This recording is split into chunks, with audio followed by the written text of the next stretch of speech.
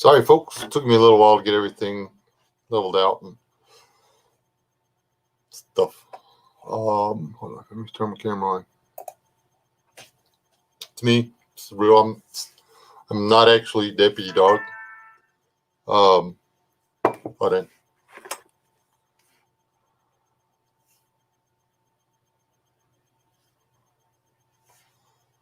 are you in that room yet? Can you? Yeah.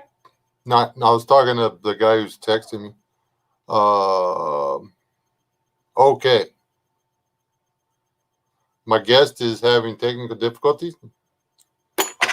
Well, one of my guests. I didn't hear back from any of the other. Hold on. Nope. Still same number. I haven't heard back from any of the other guesses.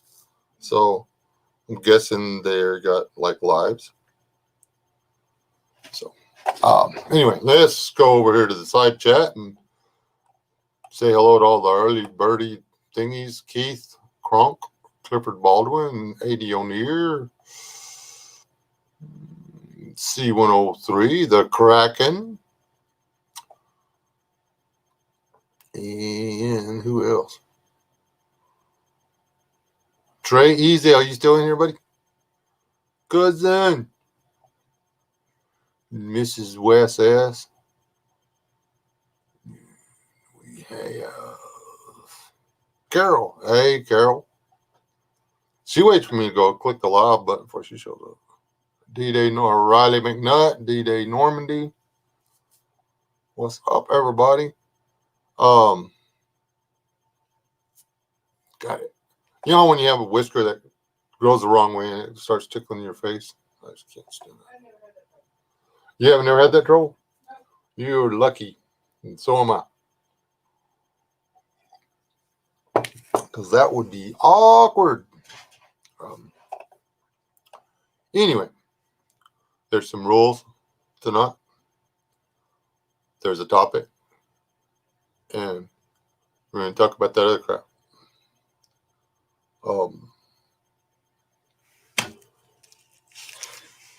Okay.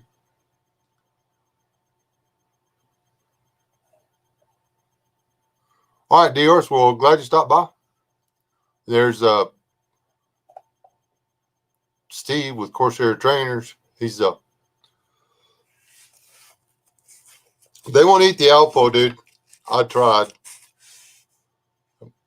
Can't really blame them. It's so nasty.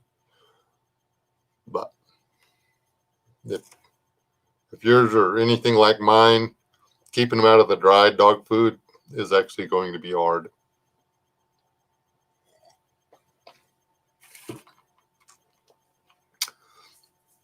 But then again, my kids were exposed to my brother, so there's that. Anyway, you driving Dior's? Better not be driving and YouTubing at the same time. It's a very specific skill set there. And Rob's trying to join, but he's having computer issues. We suffer from the same dilemma. We both own PCs because neither one of us can afford a Mac. And I don't know, isn't it the Apple guy that wants to like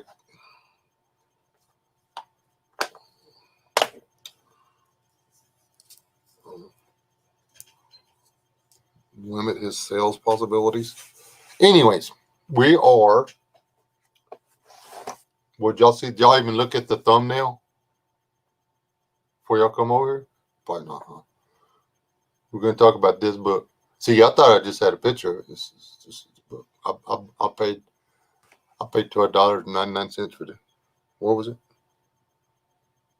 Yeah, $12.99. It's $15.99 in Canada. So why not going to buy one in Canada? Well, hold on. Let me see if I can do it some other way.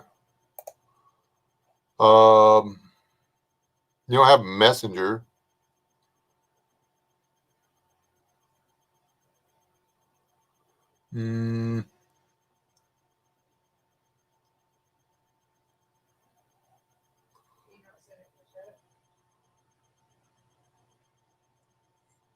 If I was on my phone, I guess I could.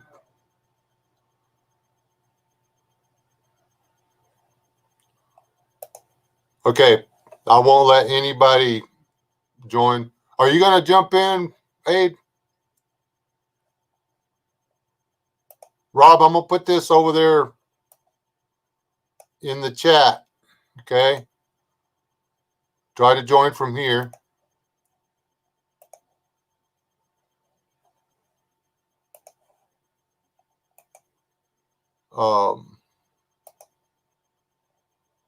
See if that works.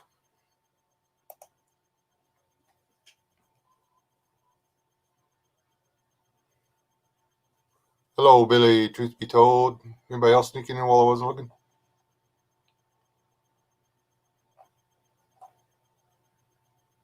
I'm bad about missing people. So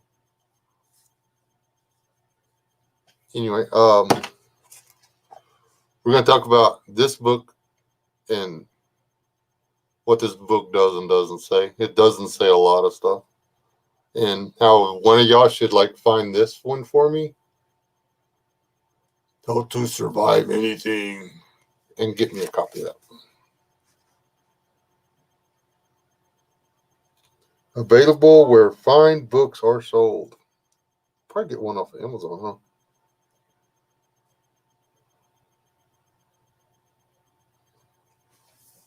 But we'll see.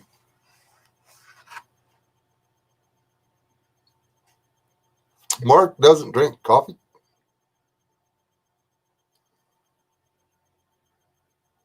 Oh, hey, Uman. Uman. What's up? I've read through this whole. I didn't like start on page 1 and read it. It's not a novel. You don't have to do that.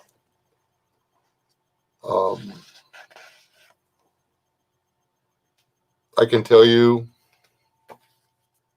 don't waste your $12.99 or your $15.99 on this rag.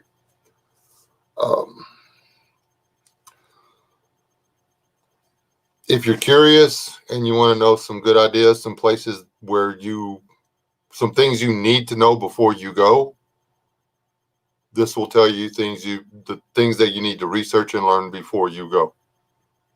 That make any sense?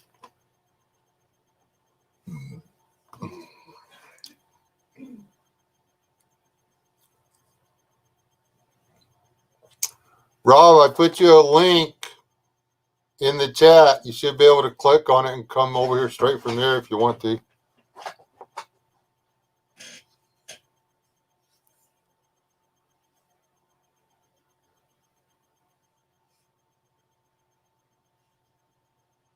Oh, okay. I didn't know what y'all probably like text and call each other all the time.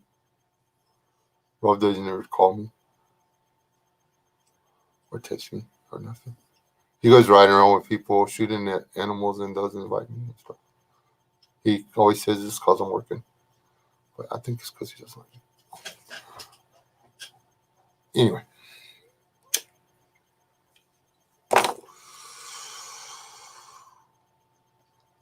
This little limited special edition.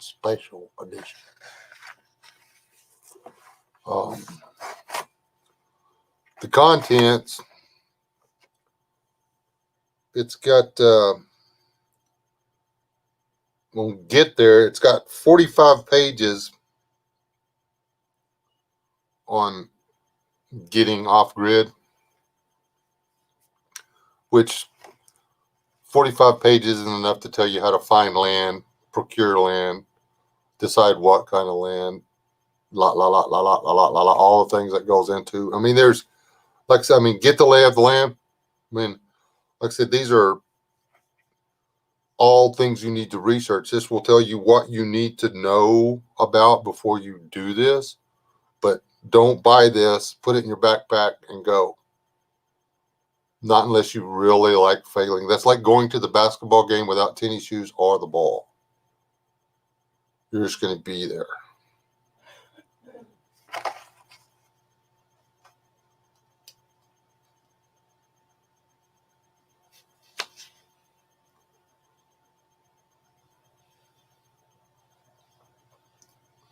and lived there. There's a few things in the live there that were pretty good. And survived there. Anything that's in here and survived there, you can get out of a Boy Scout manual. Pretty much. Wait. Oh, hey. People. Hold on. You ready? If you're ready, give me the thumbs up. Ta-da! Oh, that's scary. Let's do it like this. That's less scary. There. Howdy. Yay. Good job, Wes. See, I really like put me up my drum shirt on, but then I didn't. But have you seen this, Rob? Oh, that didn't last long. No, this computer. I moved the screen and it messed it up. Hang on, it muted it. Figure out. There. Good grief. Nothing's ever easy. Have you seen this at your local United? I haven't, but I haven't been looking for it either. Who published it? Was it actually Outdoor Life that published that? Yeah, it's Outdoor Life that did this. Okay. I mean, it's not a total waste of paper, but I actually want this book. I was told you were busy. I was probably trying to figure out. I want this one. The one that's on the back. It's advertised on the back. No. Don't survive anything. I mean, why would I not want a book titled that? Then I actually think that's a really old book because I think my brother had that. And it's from Outdoor Life too, so. Hi, Carol. I missed you today. Carol was working. Yeah, I was working too. One place that has zero internet, Mr. Go Live, when I'm working person. Who would have guessed? You know, I started to say I wasn't working today, but I guess since I was in my office doing things, does that count? To me, work, that's my big problem. Everybody that doesn't know me, that's my big problem with why I'm not a successful businessman is because I don't consider the paperwork and all that working. To me, if I'm doing that, and my dad doesn't help. He used to come catch me at the desk working and be like, "Oh, I thought you'd be working today." And I'm, knee deep in papers and stuff. I decided a long time ago that the paperwork end of a business is women's work. Mostly because my wife's way better at it than I am. Yeah. That's like having a baby, man. I don't want to be the guy stuck with having the baby. I don't want to be the guy stuck with doing the paperwork. For sure. Let's see if I can pull a pop-up chat here. Do what? Oh, really?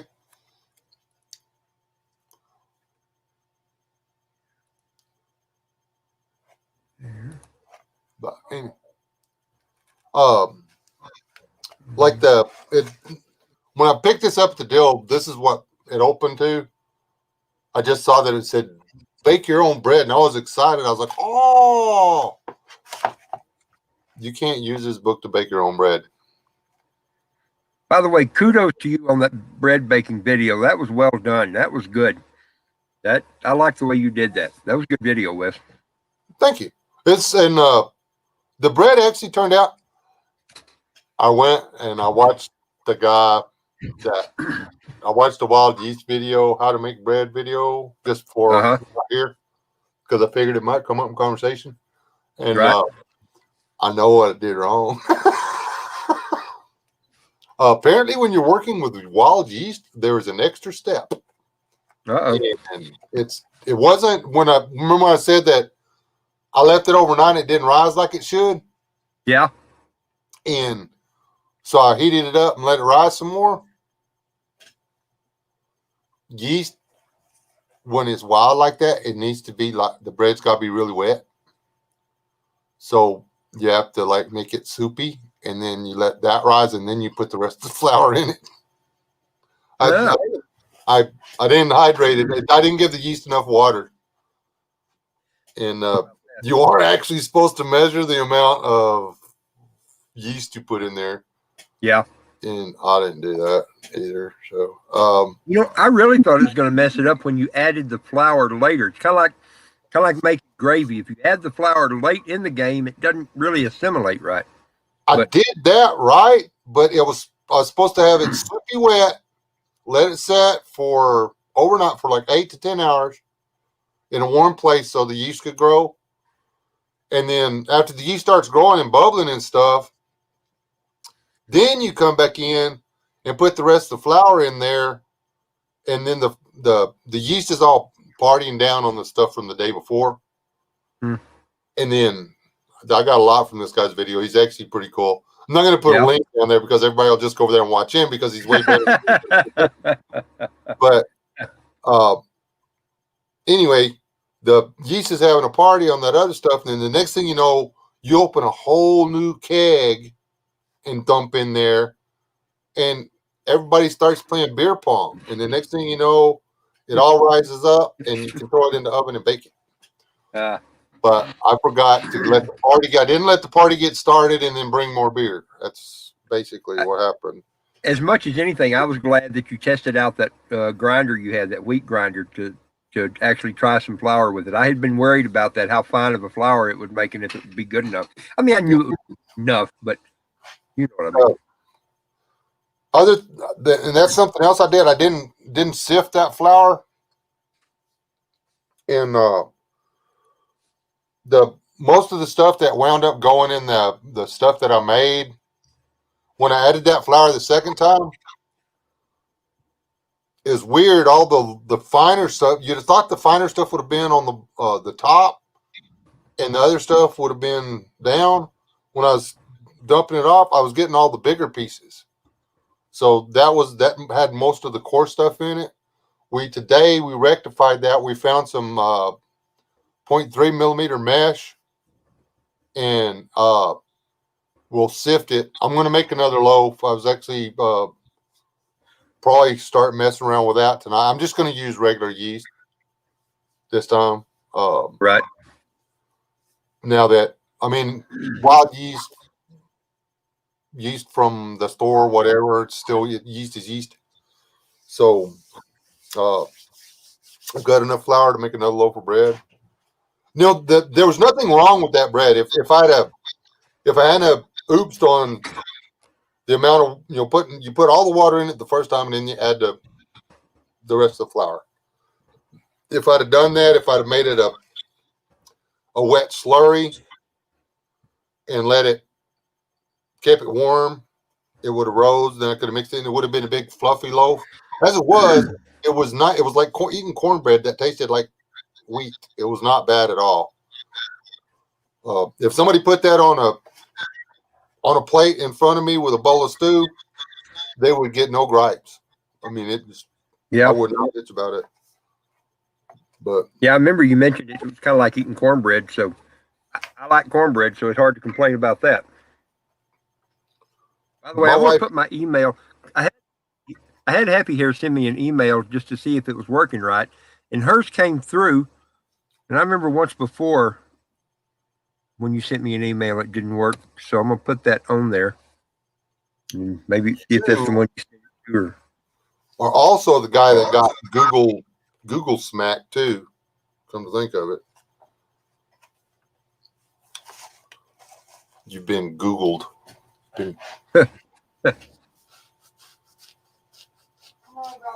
started to wear my Texas shirt tonight, but I don't know. I didn't. I used to have a polo like that, man. I love that shirt. Yeah, I got a couple of polos like that. They make me look fat. Maybe it's because the way to make old men look fat, stick them in a polo. It polos were meant for young athletic fellas. The end. Yes, which I used to be. Yeah, me too. The lifetime. By the way, hello to everybody. I don't even think I said hi to everybody properly. It's good to see all of you. Seeing a lot of the people that I didn't see this afternoon. So that who is Ben Shapiro? 30 days. Ben Shapiro. That is not Ben Shapiro. I find it unlikely. Cool if it was. It'd be pretty cool if it Hey, was. Ben, seriously, if that's you, man, I want to hear my name on Prager, dude. I really do. And I want an autograph paw print. I want. You got to get me Otto's footprint, dude. I know you can do it. Yeah, tell Dennis to set high for sure. Don't be teasing me because I mean I watch PragerU like I was Jew. I love Dennis Prager. So I love that. Yeah, he's the least judgmental secular type dude ever, man. He's cool with whoever. He's solid American right there. But if that's Ben Shapiro and he's in this live stream, he's in the wrong damn one. I know that. Yeah, he dialed the wrong number. He's like, this ain't the right. I thought that was Stephen Crowder. How'd I get here? He's like, how the hell I get over here? Come back, sis. Ain't Tom though, man.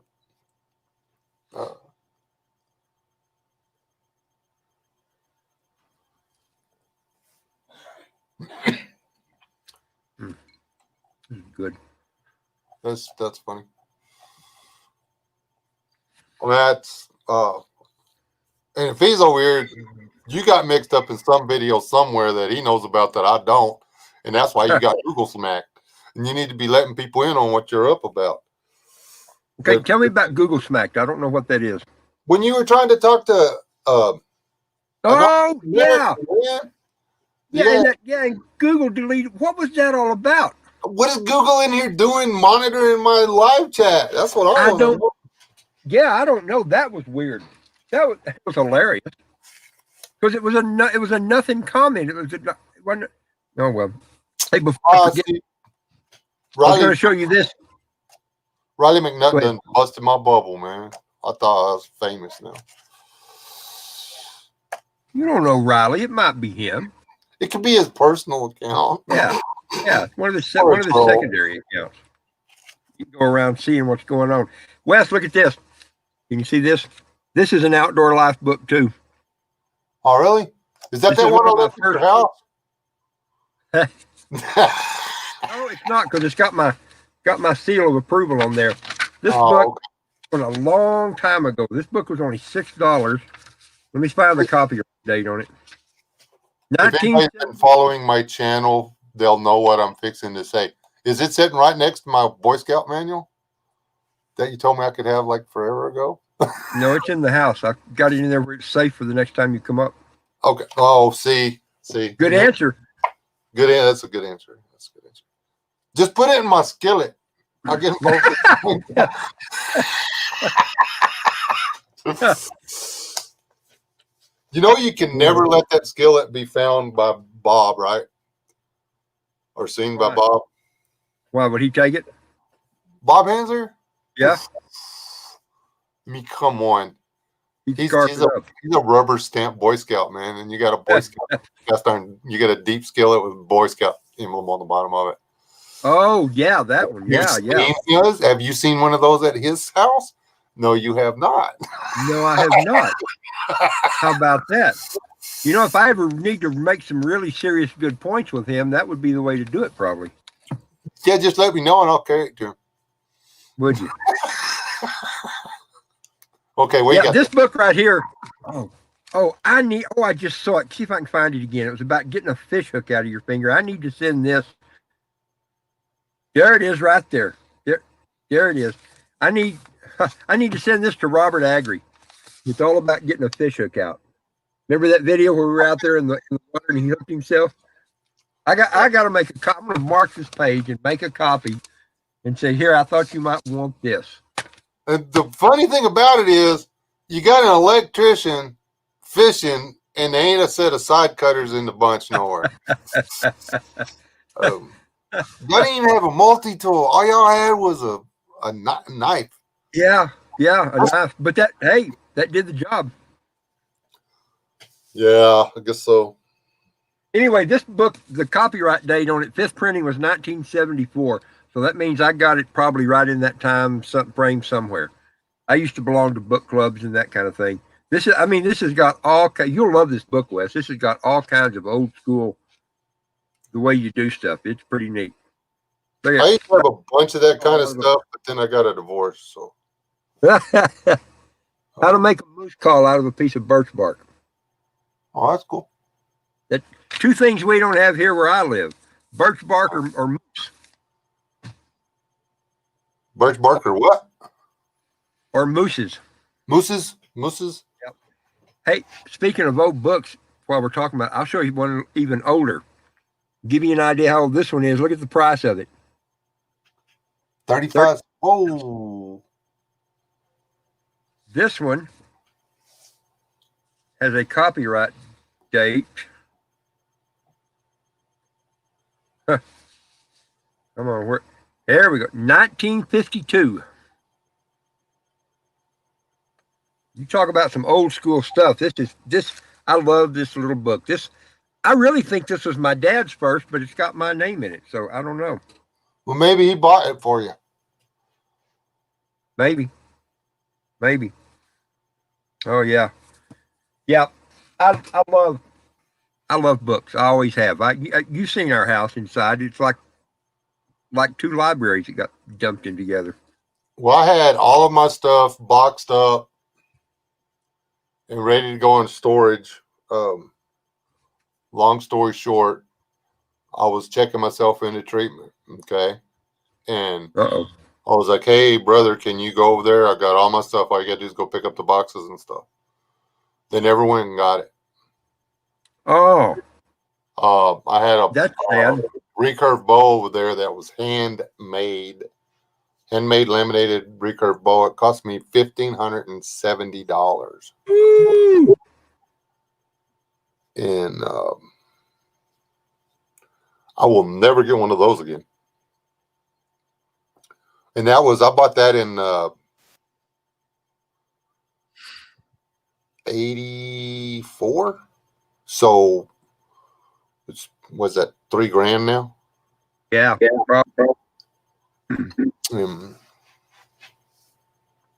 Anyway, there was all my books, all my art, everything. Everything I'd drawn from the time I was 14 to the time I was 25, 26. All Man, gone. that hurts. That hurts for sure. No, I went in the city landfill. I'm picking up my voice from somewhere. What's going on? I don't know. Do you have YouTube open in the background? I do, but the sound is off. Oh, now I don't hear it anymore. Whoever it was must have fixed it. Yep, gone now. Oh, well. Well, there's only two of us in here unless somebody's looping us. I know. That's all I don't know what it was. Yeah, well, who knows? It doesn't matter. Anyway, what we got? Oh, look, there's Chipper 66 coming in. We got RG. I seen the letters RG, which means he's in here. Yep. Tibor and the Kraken and Aid. C103. Lots of really good people. Yep.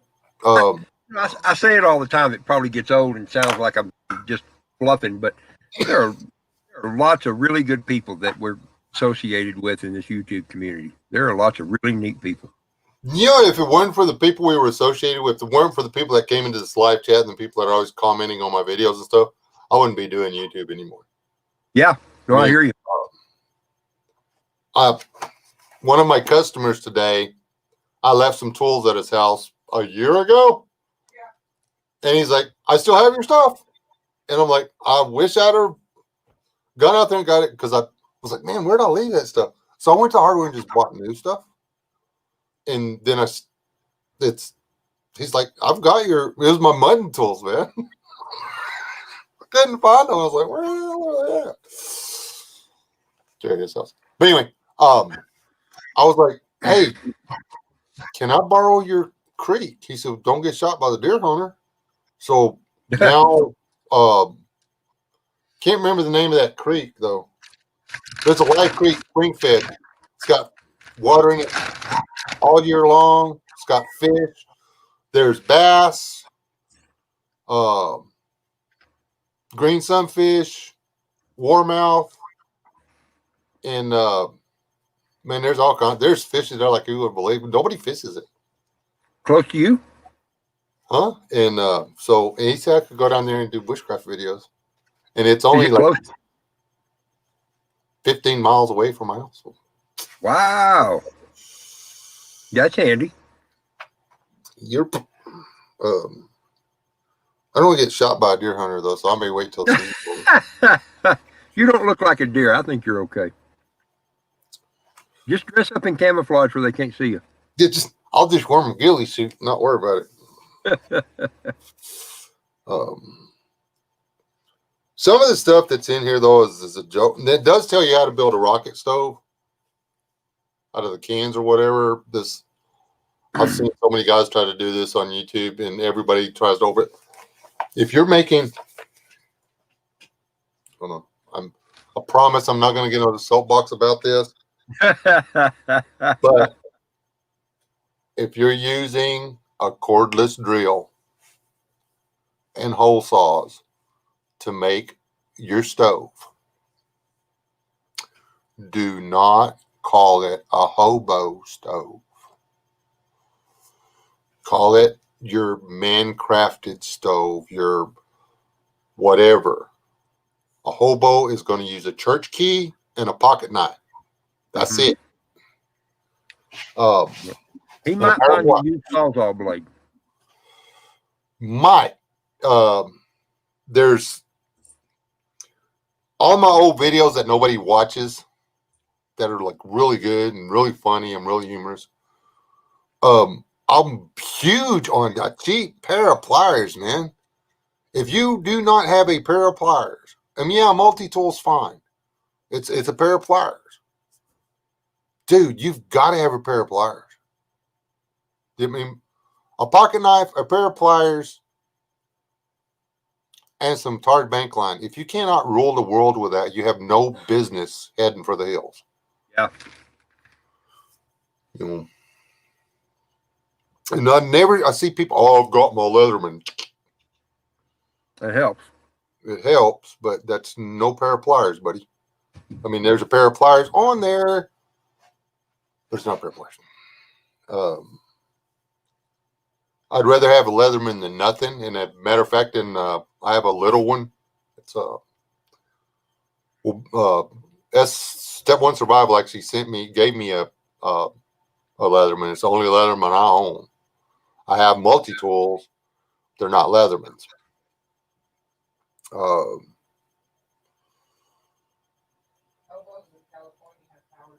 Hobos in California, yeah, I would figure.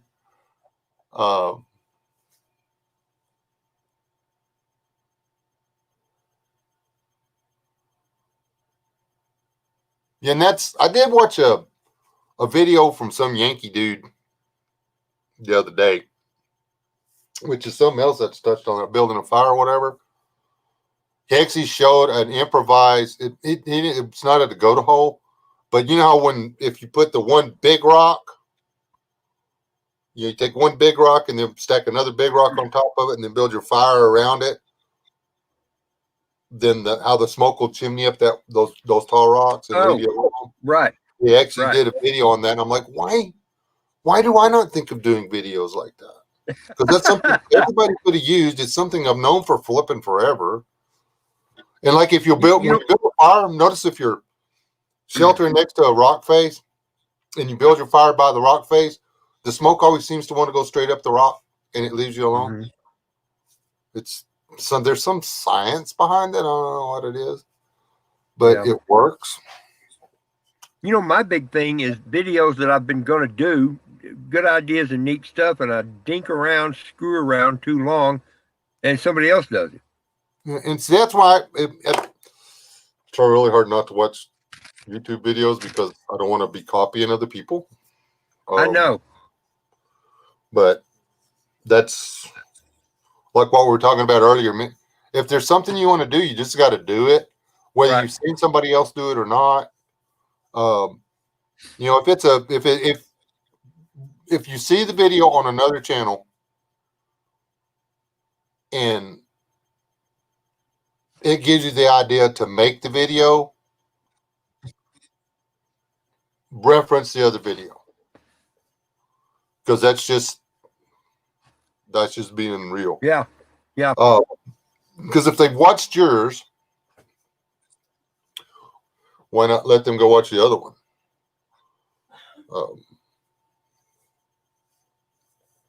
It's Yeah, but don't reference it till the end of yours. yeah, but say you got reminded by the other channel. See, like Right. I was gonna do a video on how to roll around in the dirt and shoot it at targets, but then I changed my mind, so I didn't have to reference Corsair trainers. Have you watched those little training videos? Man, I don't care. I'm just gonna sit on my front porch with a shotgun. I'm too young for that crap. Robert, somebody has stolen my bourbon. Wasn't me. Well, I say it wasn't me, and yet here I am. Oh, I did. It's not bourbon. It's blended Canadian whiskey for all you purists out there. Yeah. But what we're going to do is right. Hey, you should post Uman's comment up there. Show that one to everybody. He says, we never think of doing videos about the stuff we do every day and think is just normal, and everyone already knows how to do it. And that's it. I mean, I do that all the time. I think everybody knows that. Why would I want to talk about it? And then it turns out he knew it. How do you see that? I don't see that. Uman's comment that he just read.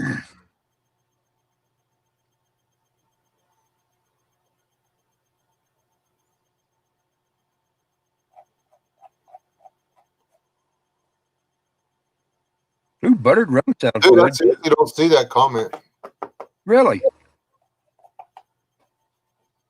I wonder. Nope, I can't do it. Not my. I can't highlight them. It's about 8 comments up from the bottom right now. Wait a minute. Is she in here? I don't know if she's still in there or not. Rachel, you're toast. Lance, next time she gets close to you, you run. Run, little buddy. Run. Hey, Wes. Never hug her again. Wes, I don't see it either. I'm over on the StreamYard chat, and I don't see that comment there either. Uman made a comment on... but I can see it on the AOL comment feed.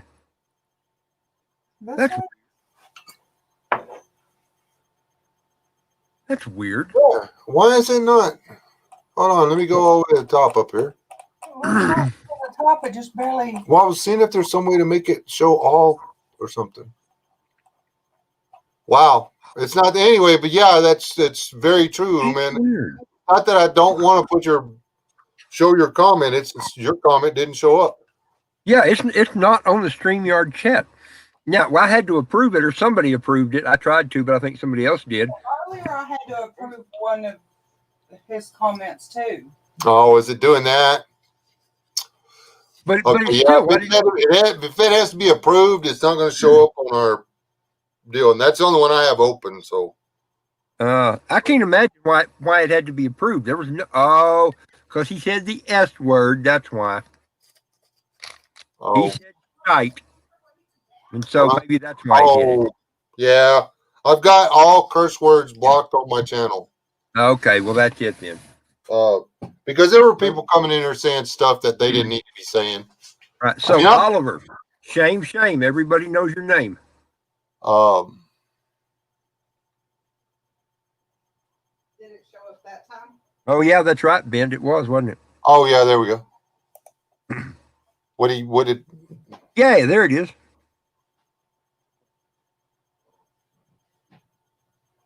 Yeah, he changed the S word. Yeah, gargle with Dawn dishwashing liquid. You'll be okay. Stay in here a little while, man. I'll say worse than that. I mean, I'm just saying that if you have to type duck that's spelt with an F, why do you need to type that word? I mean, it's one thing when it slips out, but when you have to forcibly put the 5-letter or 4 letters down, how many letters are in that word? All 4. right, Joe Biden. I mean, you're putting too much effort into it. You know what I'm saying?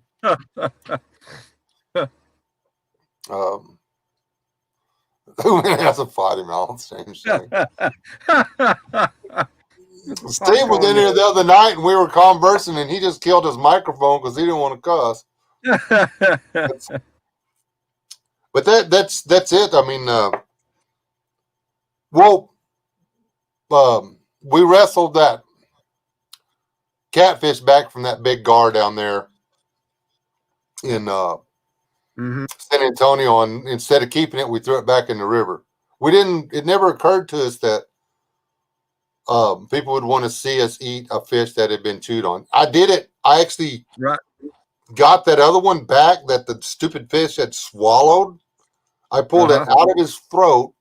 The circle hook had caught in the gill plate of the catfish, so it didn't set in the throat of the gar, and the gar still got away. Wow! And you know what? Vomited catfish tastes just like catfish.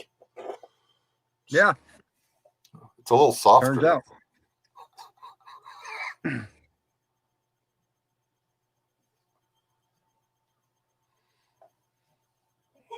Wes is sensitive.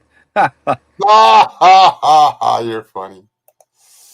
This is a true statement, though. I'm a very sensitive guy. Right. Right. PMS. Yeah, me. That's me. PMSL. What is that? That's even funnier. For sale, one used wipe. There's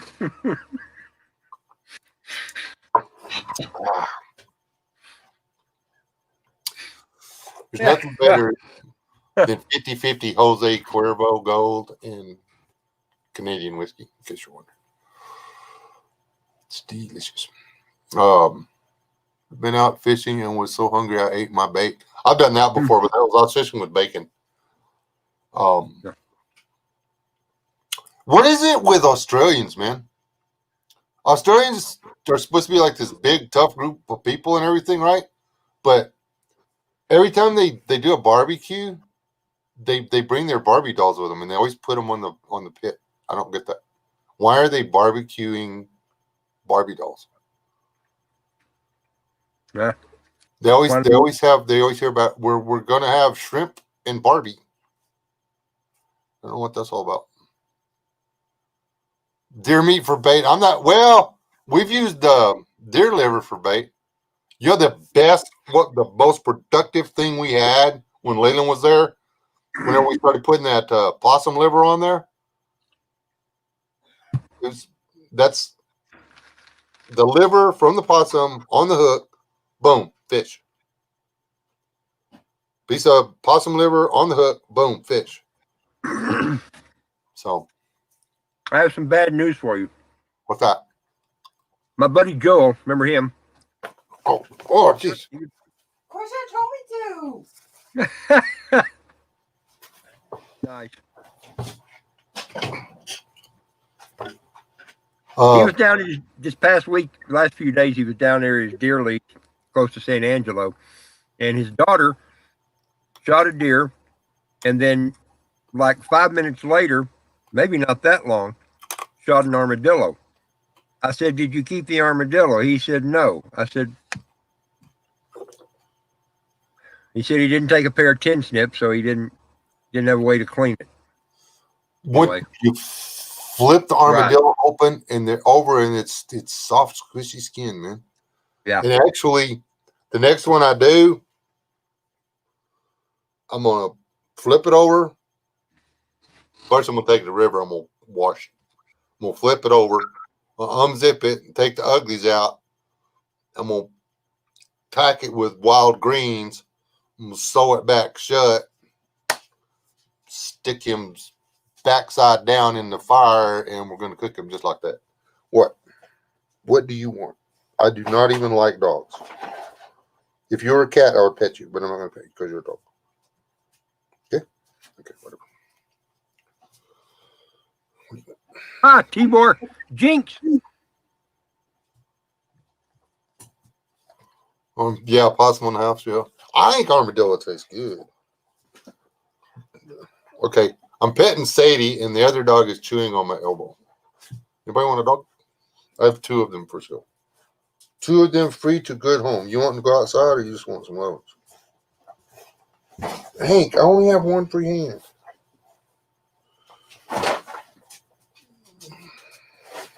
Your what machine?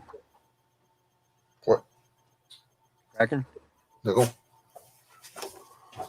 How do you Hit him. to the machine? Oh man is just potty mouth tonight. He keeps getting his comments in.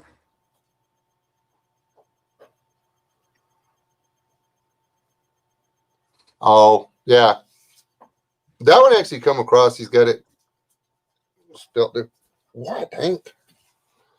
Oh, see, Rob doesn't let his dogs in the house, so he didn't have to deal with this. You're in your office, huh? Yeah. Cornelius let the dog. She's letting Good that grief. pup She in the let house. Hercules in the other day. Oh my gosh, he was covered in dirt, nasty. Hercules is pushing 100 pounds right now. He's almost as big as Pipsqueak.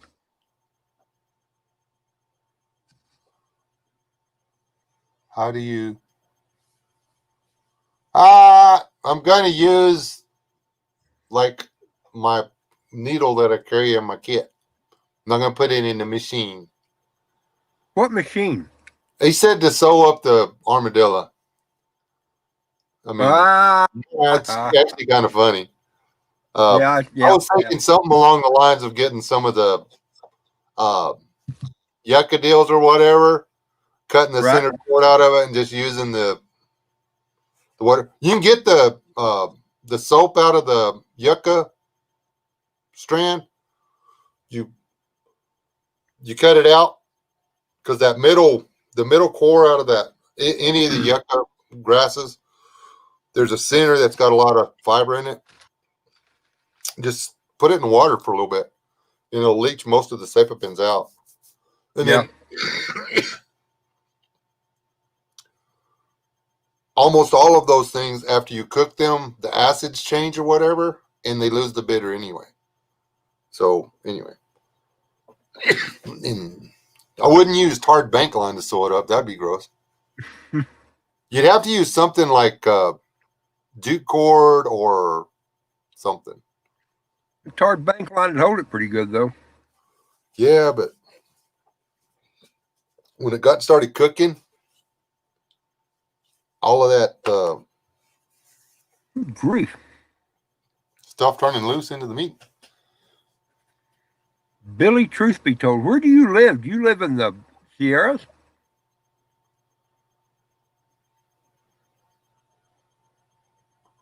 I used to live in Breckenridge, Colorado, and it snowed a lot, but it was only about between 300 and 400 inches there. 800 inches. Wow. Well, wherever that is, I'm not going. I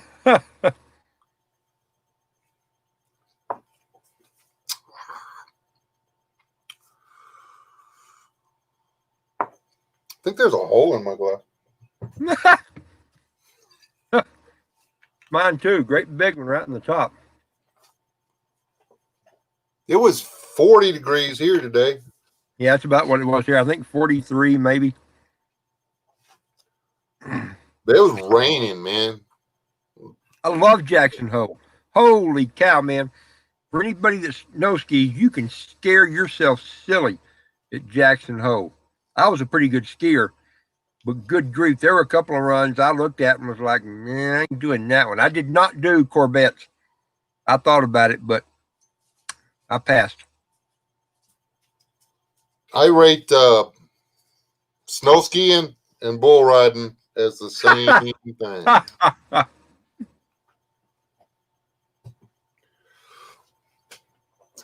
You know how bull riding got started, don't you? It was an IQ test for the new hires. You know, they said, okay, Go ride that horse. You got to get on the horse, ride the horse. Get off and said, now go ride that bull. If he went over there and got on the bull, he didn't get hired. Because that guy's a dumb son of a bitch. The end. Paid lots of money to do it. Then she's stupid. All right, Bubba. I want you to go there. And what we're going to do is we're going to take this really coarse rope and we're going to throw it around that big old boy's pecker and we're going to fold it up real tight. And if you want to get paid, we're going to need you to hold on to this rope right here. It'll be okay. It'll be okay. I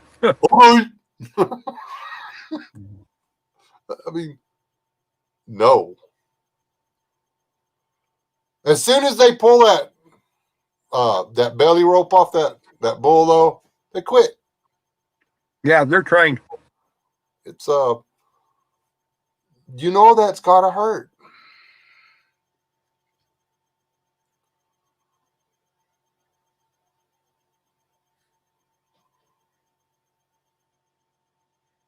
Jackson Hole's too high up for me.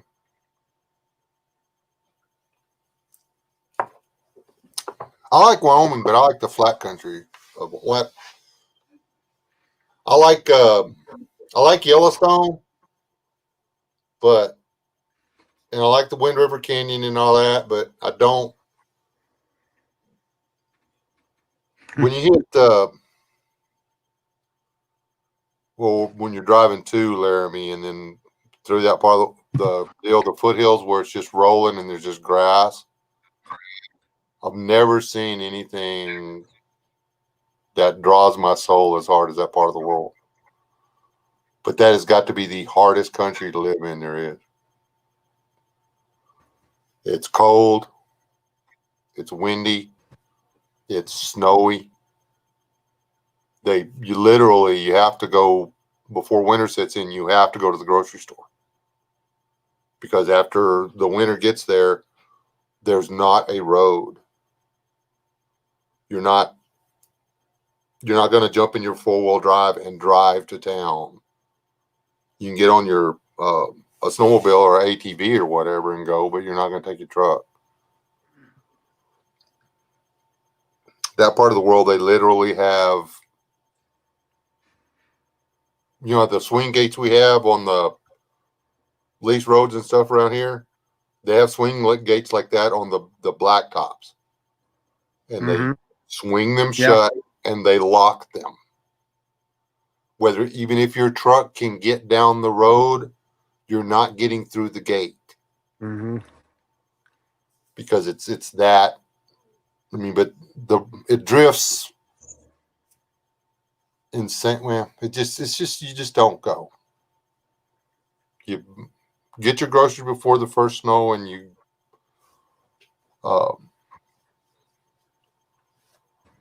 wait for it to start thawing out.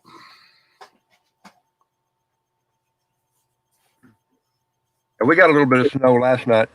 It wasn't much, and it all melted, but we were glad for it. It's kind of misty, something or another outside right now, so we'll take it.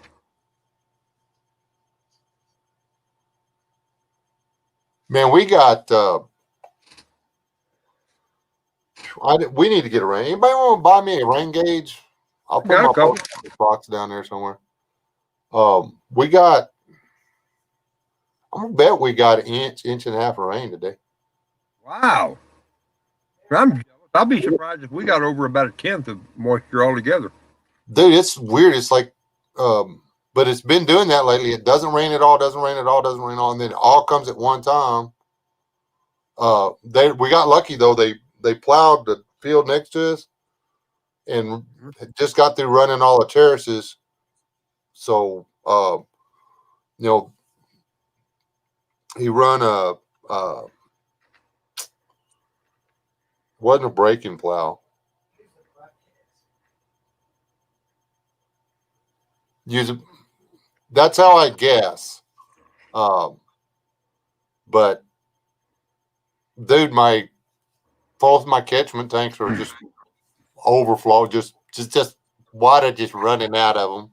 Yeah, you better get you a couple more. Yeah, no joke. They don't give those things away though. No, they don't. I thought a ring around think- the moon it was gonna rain. That's a What'd you Whisk say? commercial, C103. All right. The way that it goes, if there's a ring around the moon, when you check the moon, if there's a ring around it, you count the number of stars inside the ring. However many stars are inside the ring, that's how many days until the precipitation gets there. Okay. That's what my mom said. And it was solid as a rock, dude. Hmm. It's never failed. There may not be much rain, Maybe it depends on where you live. Something. and it could be the type of precipitation, depends on where you live. But when we grew up there, Mom, she'd be like, oh, it's going to rain. We got to do blah, blah, blah. I'm like, how you know it's going to rain?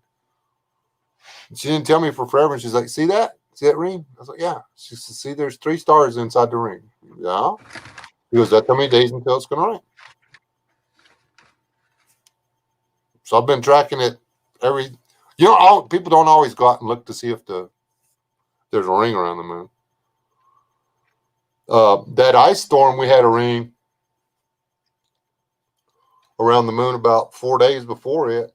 There was about 4 stars in there. Actually, there were 5 stars in there, so it lied to me. Bent, we're dry here too. We have seriously, literally, in the last November, probably 14 months, we've had maybe 4 inches of rain here at my house. There's been a couple of spots around us that have hit the 5-inch mark, but in 2 months, that ain't much water. I was wondering what that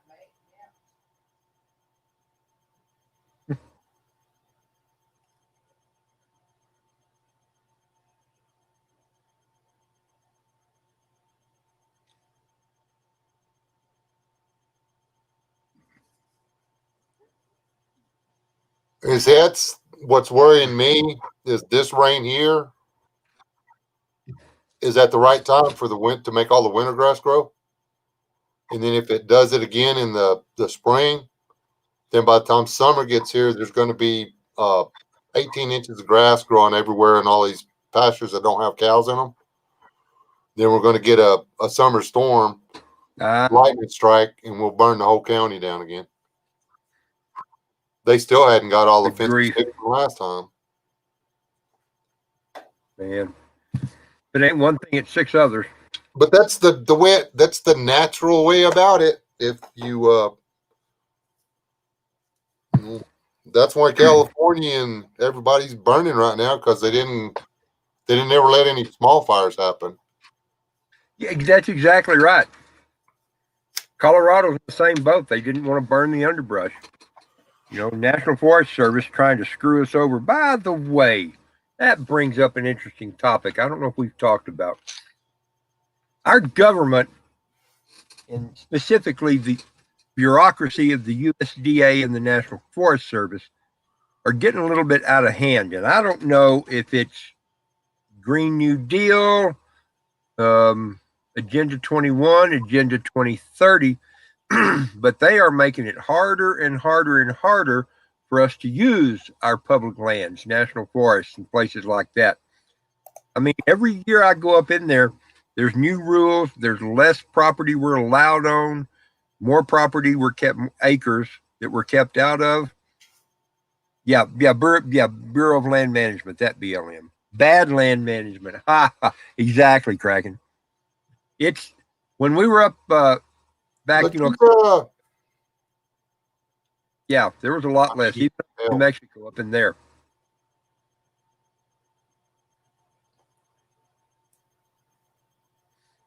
I don't want to get off here. Go ahead. No, we're not going to do. No, we're not going on. Not tinfoil hat Fridays. We're not going there. We got any homesteading, any cooking recipes, anything like that. We're not going to go with any of that other stuff. I just don't want to do it tonight. Got you. That was my bad. I pointed just the wrong direction. Unintentional. When you got a guy like that on YouTube who is getting like depressed because of everything that's going on. I don't want to talk about it. I mean, it's Saturday night. Let's have some fun. If y'all want to be all serious and gripe and complain and moan and cry, go to Corsairs room. That's what that's for.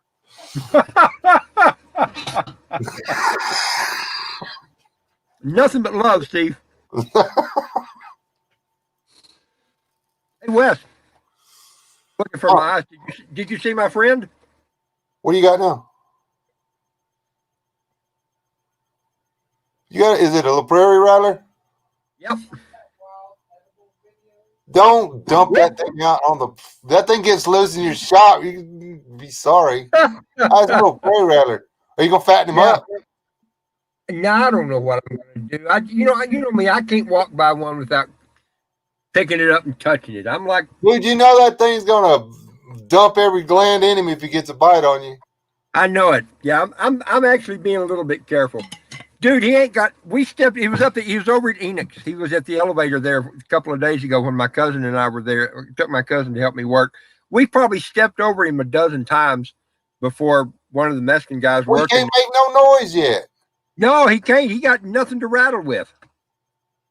You do realize that those come in bunches, right?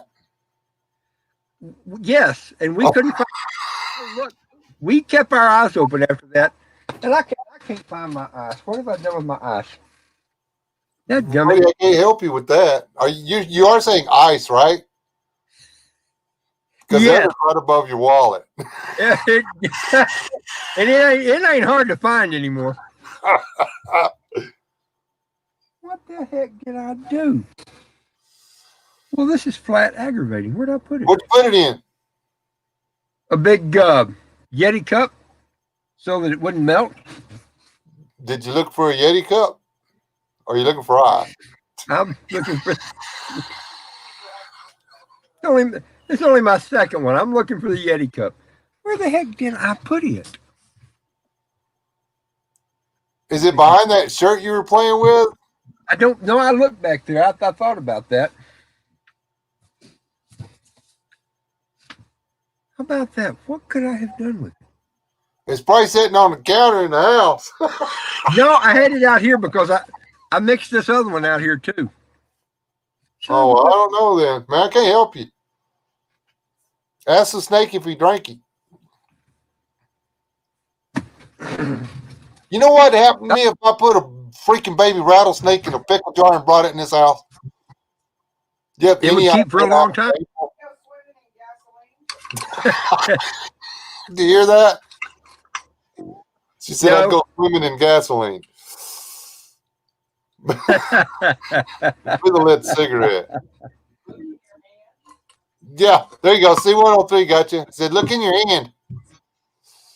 Yeah, thank you. Yes. It was sitting next to the rattlesnake. I don't know why I didn't see it. Oh, well. Anyway, all better now. Salute. You set that ice down there by the rattlesnake, got them all cold and stuff. That's what you're doing. If I put this down here. Cold. He was plenty cold today. I had him out in the shop until a little bit ago. Well, I brought him in for that live video I did today. I regret to this day not keeping those. I caught 2 baby hognose, and I let both of them go. Yeah. And I've been trying to find another one ever since. I did find a big pregnant one, but I just let her go too. I'm not very good at getting pet snakes. But I can't bring myself to eat a hognose, man, because they're important. I know. To the world. Just like any good snakes, even a great old big bull snake, man. Some of those big 7 and 8 foot bull snakes, there's probably a little bit of meat on them, but you hate to do it. Yeah, they're for running over.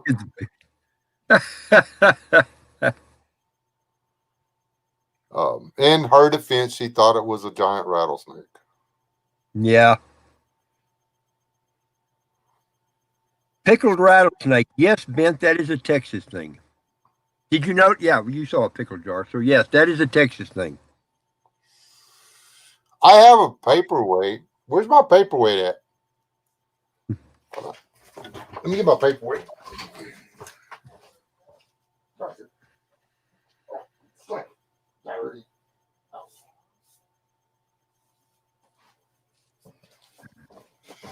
I am allowed to keep a snake in the house. Just for the record. Nice. He pooped himself. He was alive when it was made. Do you know that Happy Hair would not? We've got that aquarium. You know that aquarium that sits over at the back of the couch? Got a perfectly good lid on it and everything, and Happy Hair would not let me put this snake in there. See, that's just being unreasonable. That's what I said. I mean, it's not Even like the one that I put in the kitty litter deals. Little bitty snake. I'll put him down in there. He'll be fine. There's no way he can get out. I ripped him, and I put him up on top of the deal on the carport. I ripped it and brought it down, and as I'm bringing the bucket down, the snake is laying on the other side of the rim of the bucket. Guess what? That'll get your attention. I wouldn't let that little bitch in the house either. I was just like, because I wanted to show the kids what a rattlesnake looked like. They nearly found out what a rattlesnake bite looked like. Yeah. You know, even Cornelius thought it would be fun to do it. So I figured that ought to be 2 against 1, and we should do it anyway. But she used the trump card, didn't she? Yeah. The mom. See, the mom and the wife voting against the husband and the daughter. Pretty much. LS, where are you going? She's probably going back to Costco or something. Probably. Going to get more pizza or something. I want to eat a python though. I do. You are not making jokes on that.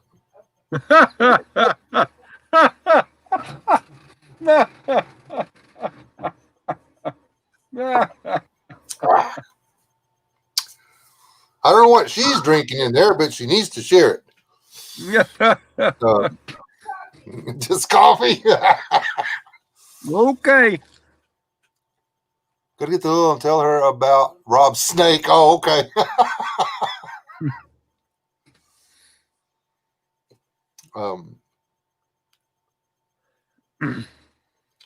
Well, I think I've told this story a bunch of times on here about me catching all them little white snakes that I thought were perfectly safe or whatever.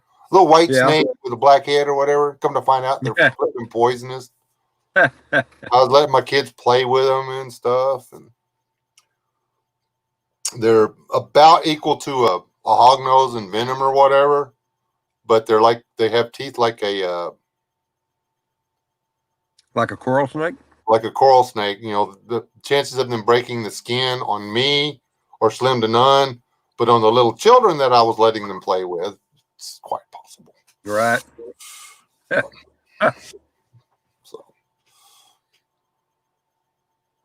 So I want to go to Florida and I want to go snake hunting. But yeah.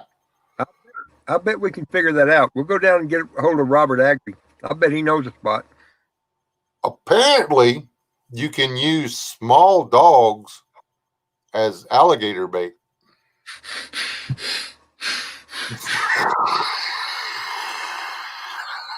Sorry, I wasn't looking. I didn't realize you were getting a drink, Robert. Have you seen that? That's a viral video, man. I'm sorry. I have not seen that. There's signs all over the place. Watch out. There's gators in the water, okay? Everywhere. This guy's walking his little dog around the gator pond. The dog goes down to the water to get a drink. Bad mistake. The guy jumps in. 5-foot alligator jumps on his back, drags him up out, pries the dog or the alligator's mouth open. Little dog runs off, and then this guy is left with one hand on the bottom jaw, other hand on the top jaw. He's like, he didn't think that all the way through. I'd have been like, honey, you're gonna need a new dog. Bring me a knife. Dogs are for stir fry. There you go. I remember a few years ago. Now I'm hearing that echo again. Oh, wait. There. No way dogs are for stir fry like that. There's a few years ago, down in Florida somewhere, there was a guy that lost several of his hunting dogs, but he had those tracking collars on them, and he didn't know. So he was trying to find them one day, trying to figure out where they were, and he started picking them up. I don't remember what kind of a deal it was, if he could hear it or if he had a little thing that was sounding it, and he traced it down to a spot, kind of a hollowed out spot up under a big tree or bush or whatever, and he shined a flashlight up in there where it told him all his dogs were, and there's a great old big alligator back in there, and he's like, "Yep." Yeah, I know where my dogs went. Yeah.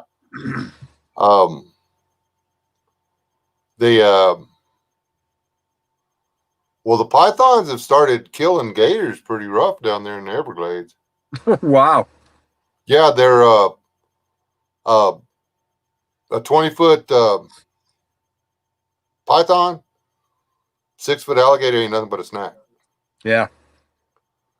And the gators will eat the pythons when they're little, except if they hit the python and the python wraps around them, around their face or whatever, the gator can't open his mouth. Yeah. And yep, the tables turned. Freaking pythons are killing the crap out of the alligators. Thank you, all you people who think it's cool to bring in foreign animals, and we have chameleons in Snyder, dude. All chameleons. They don't ever get big enough to eat. No, but you're sitting there looking, and this weird leaf starts doing this. And his eyeballs are going all these different directions and stuff. You're like, okay, where'd that come from? There's a person here that raises exotic lizards. And, they get out sometimes. We have bearded dragons running wild here now.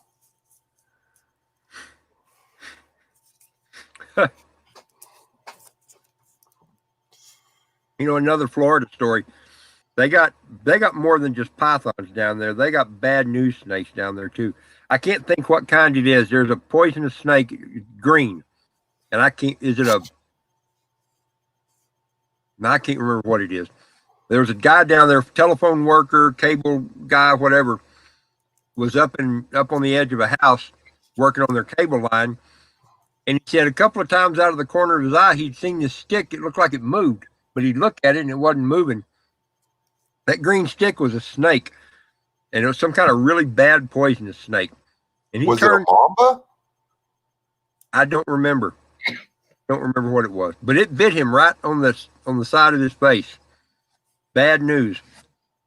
He didn't die, but good grief. You got green mamba is a tree snake that's long, really long and really skinny.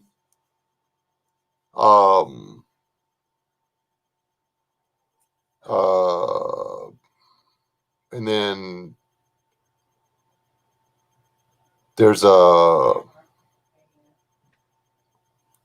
when, where? Hello, through Jack's camera. Yeah, through Jack's camera.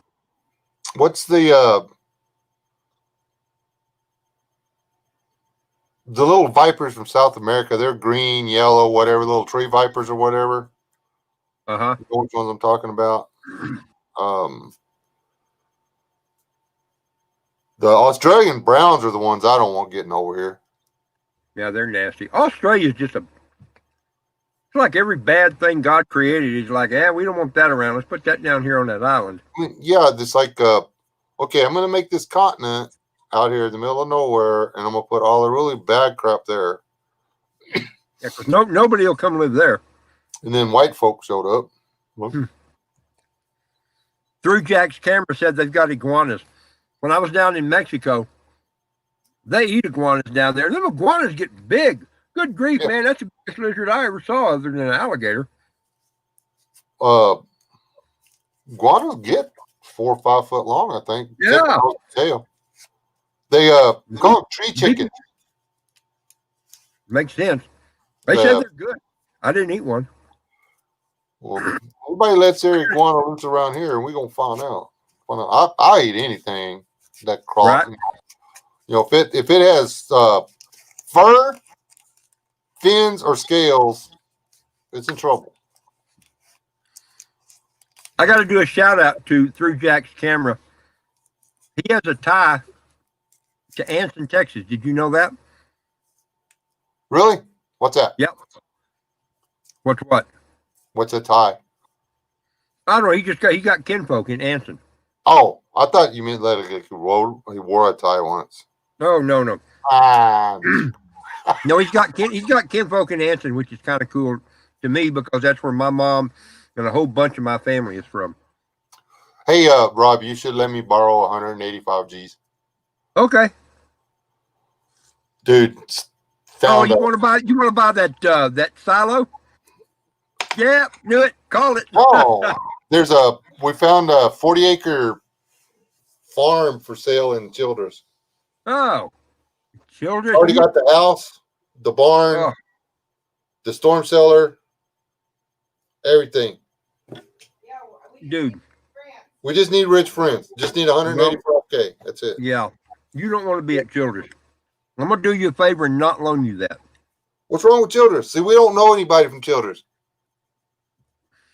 My wife's cousin lives in Childress, and it is like drug meth head central down there. It is bad. It's Well, bad. we'll just stay here then.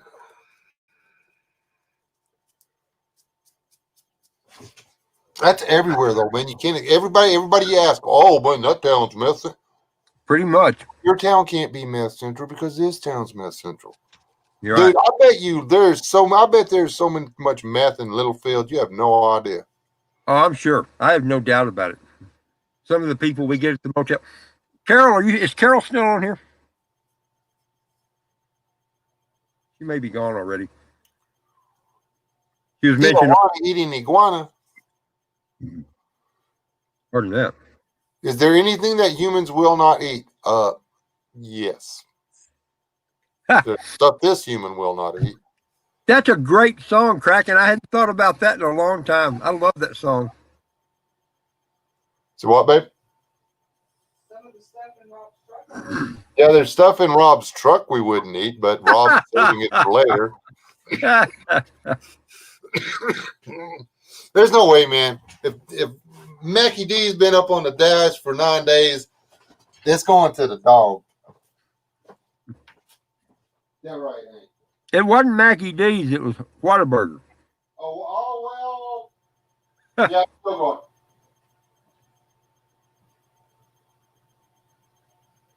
Carol, you are still here. Good.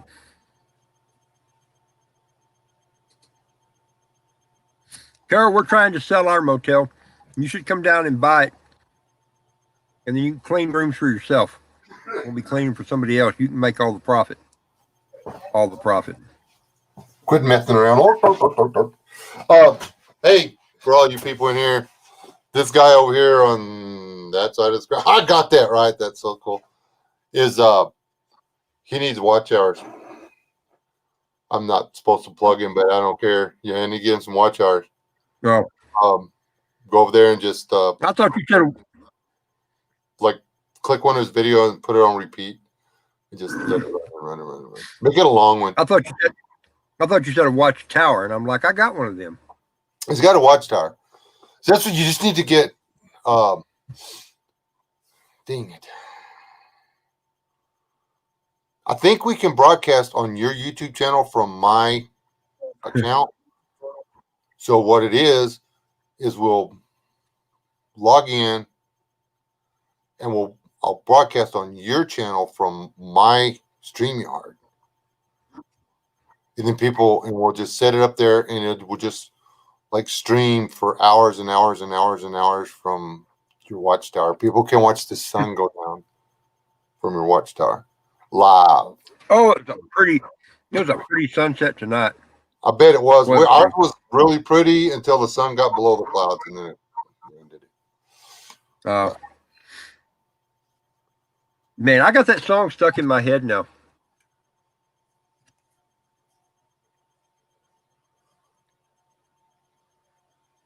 Did you see what the Kraken posted there? He posted a line of a song. I wish I was in Tijuana eating barbecued iguana. I love that song. I don't even know who sings that song. Who sang that? Kraken, you brought it up. Tell us who did that song. I'm retired. Thank you. No hotel cleaning. Mary Beth, I understand. We got a guy running the motel for us, and he's doing the cleaning. We've got a school bus. For those who don't know, little tiny small motel, 12 rooms plus living quarters that are there for the on-site manager. Pretty good deal for a small family or a couple other people, but it gets in the way of my electrical business. There was one like your motel came up for sale up the road about 30 miles, and I was like, I kept thinking about it, and I didn't buy it, and now somebody else has bought it. Yeah, I got it for nearly nothing, man. How much is nearly nothing? I think right about 150, but it needed a lot of work. Yeah, I think it was 14 rooms plus the office. We're asking 200 for ours, and that includes the RV park. Well, that's not bad.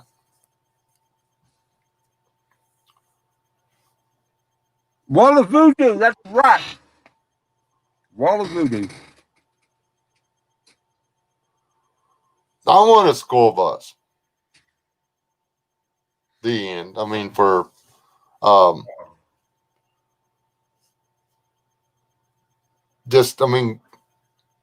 they're tough enough. They're designed to carry all them freaking kids, okay? So you can go in there and put 1 inch of that spray foam, the seal cell spray foam in there. Yep. And, your R factor goes up. You need to take out about 2/3 of the windows. Would help. But put a wood stove in it. I've known people that did that. I mean, their school bus was their camper, and it was set up pretty sweet. Yes.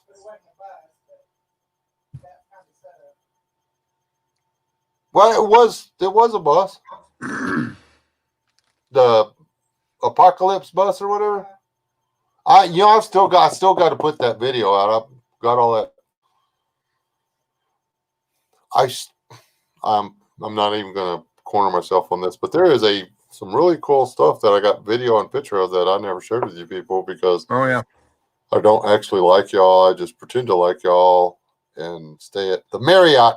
Freaking hate the Marriott. I'll never stay at a Marriott motel ever, ever, ever, ever, ever again. Tell us why. They call like 10 or 15 times a day. Your phone number has been selected for a free stay at the Marriott. Oh, yeah. Two. Beep. Talk to a representative. Don't call me again. I know where you live. All day long. You can't make Marriott stop calling you. I called Marriott's corporate headquarters. And they said, well, that's not us. Then why are you trying to get me to stay at your motel? I was upset. I am still upset. If you stay at the Marriott, I need you to unsub me now.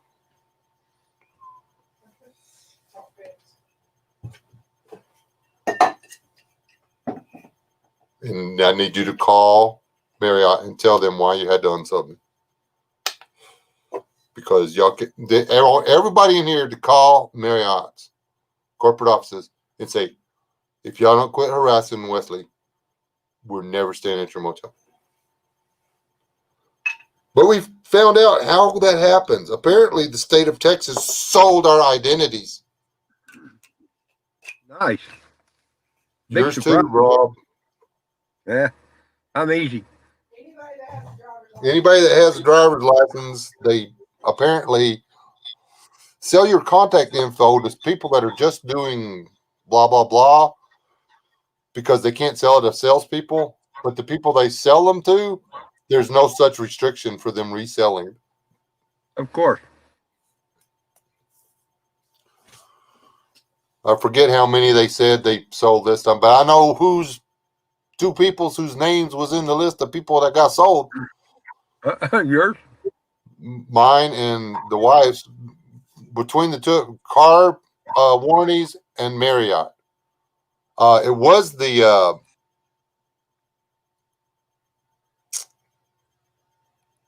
something in suites or whatever, some other motel deal. But the do not call button worked.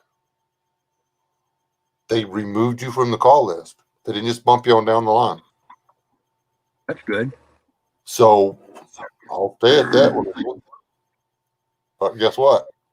Marriott's out of there.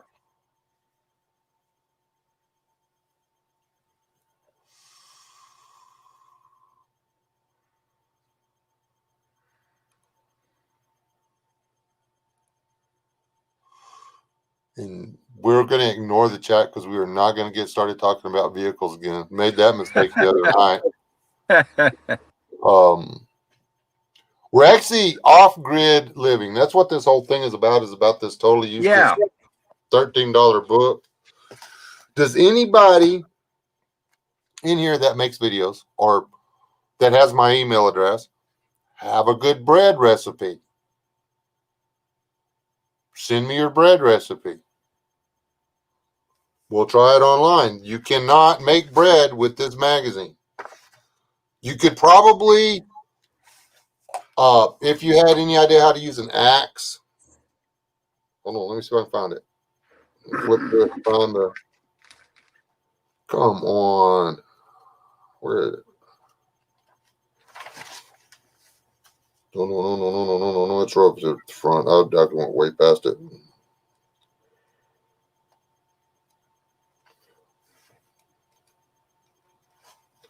You could probably learn to make a log cabin, which this log cabin making stuff is probably in that book you showed me earlier, that one you said was Outdoor Life publication. Yeah.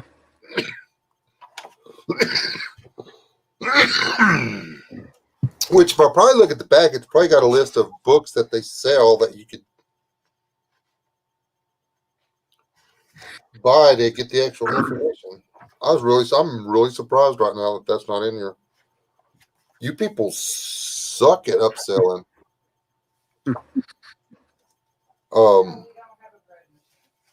Don't have a bread machine. Hold on. We have a bread machine. Happy Hair used to make all kinds of good breads all the time, but I guess the new wore off and she quit. She used to make a cinnamon raisin bread that was really good, and some kind of a honey wheat bread that was really good. Oh man, I miss it. I may have to go in there and get on to her, straighten her out. There's nothing wrong with having a bread machine and using that, but me and my wife are working towards a point where we retire, and we fully intend on living one of the most minimalist lifestyles imaginable. Bread machine's pretty minimal. You dump the stuff in, turn it on, and walk away. No, we're talking like we're not going to have enough electricity coming into our house to waste it on a bread machine.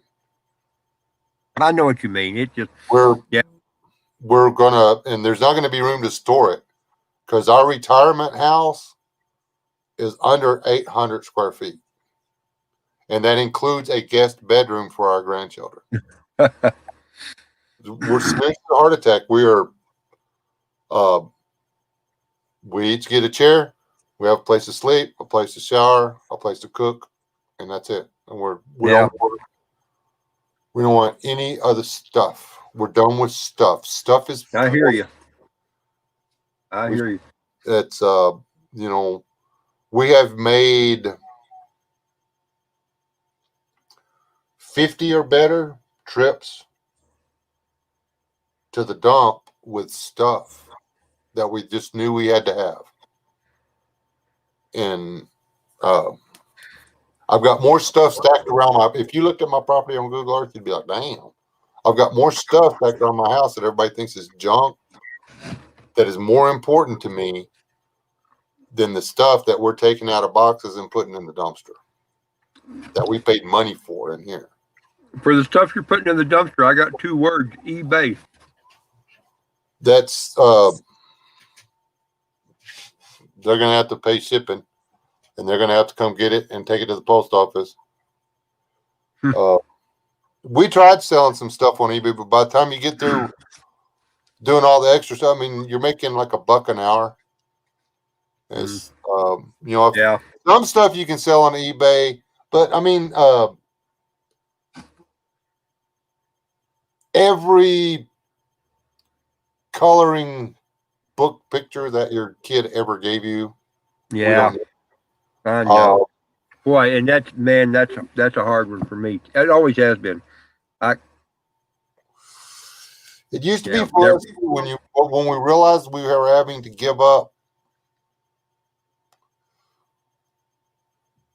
When you're throwing away perfectly good pots and pans because you don't have any place for them because you've got old coloring books. Yeah. Our refrigerator door no longer rattles when we open it. Right. There is a couple of pictures on there that are probably different from now on. But those were the first ones.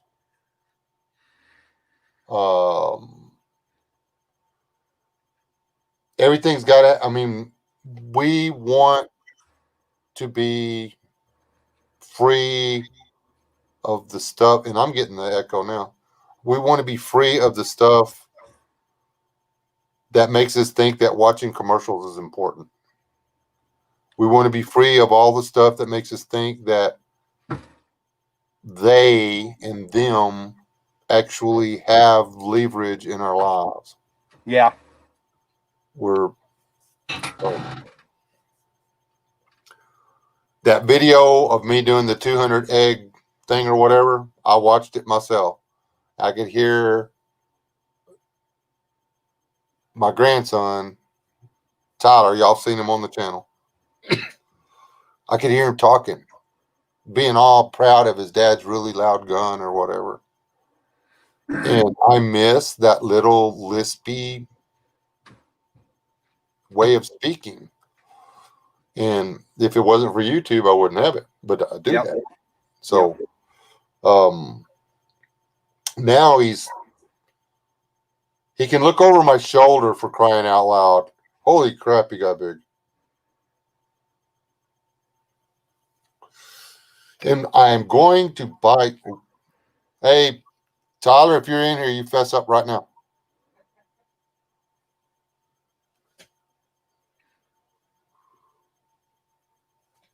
He's getting something different from Fop this year for Christmas. His stuff is going, if it works out. It's got a decimal point, a 4, a 1, and a 0. Heck yeah. Heck, right back.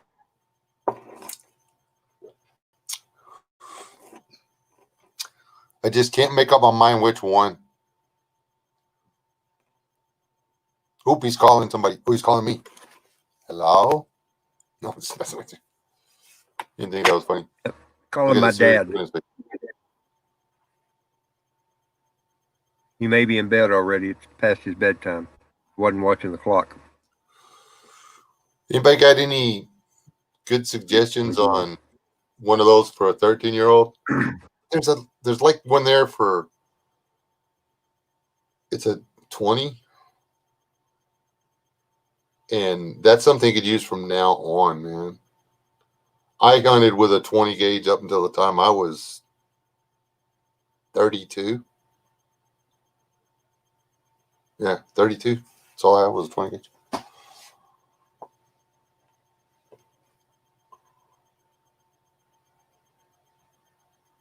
Now, we'll always have internet stuff or whatever. We'll have our laptops, PCs, stuff like that.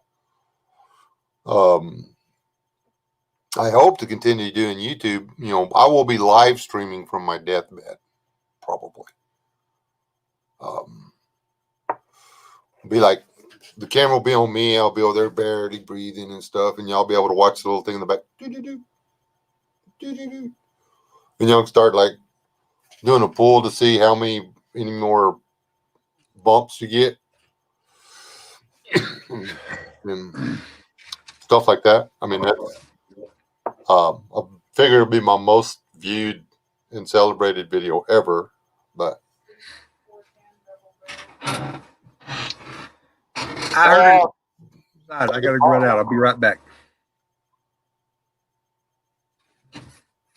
What's the matter? I heard a noise outside. I got to go out there and check on it. Okay. Be very careful. Don't shoot any baby snakes. Right. Well,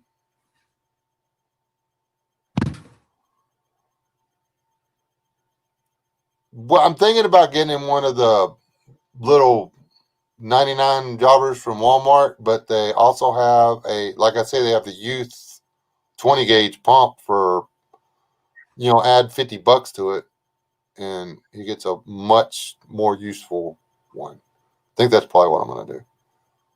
You just have to suck it up, Buttercup, and deal with the recoil.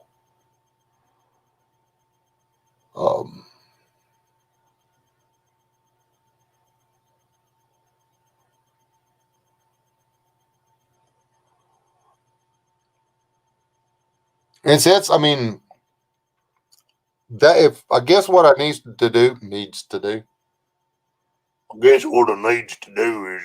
go to Lubbock to the pawn shop. I want to smack his. Huh?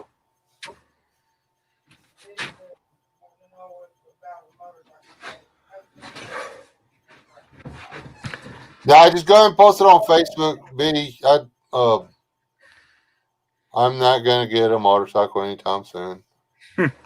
I've still got to get down there and get my or up there and get my Impala. Yep. Before, man, I've got the truck fever. If I don't get up there and get that thing and get it running pretty quick, I'm gonna screw up and wind up in payments on a truck, and I don't want to do that. Oh no, you don't want that. I just soon cruise all over the car. You realize that I can sleep in that car, right? Yeah, back seat's huge.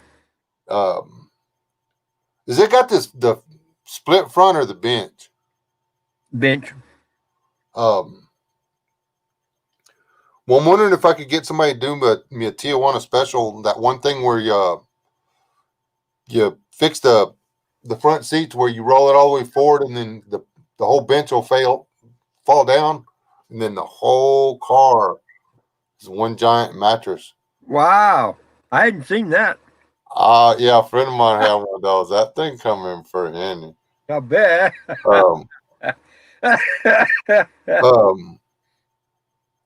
There's the other Rassel Castle. His mom quit letting us borrow the station wagon when she figured out why we wanted the station wagon. And all of a sudden, we started having to borrow the pickup truck, which was just a bench seat. You can still get 4 people in it. Sure. Yeah, we'd rather have the Buick. Whatever. Thinking about putting a small wood stove in a camper that is already in the mountains. Is it doable? Well, heck yeah. Depends on the camper, dude, and the wood stove. Yep, you can put a little small, tiny wood stove in there, and it'll crank that thing up hot. You're gonna have to double wall everything out. That's gonna be your biggest thing, is where you go through the deal, and you're gonna want to put a heat shield between, because those campers all got paneling, dude. Yeah. Wherever you're putting, I would unask the paneling and replace it with 1/4-inch sheetrock. Because if you're not planning on rolling the camper, right?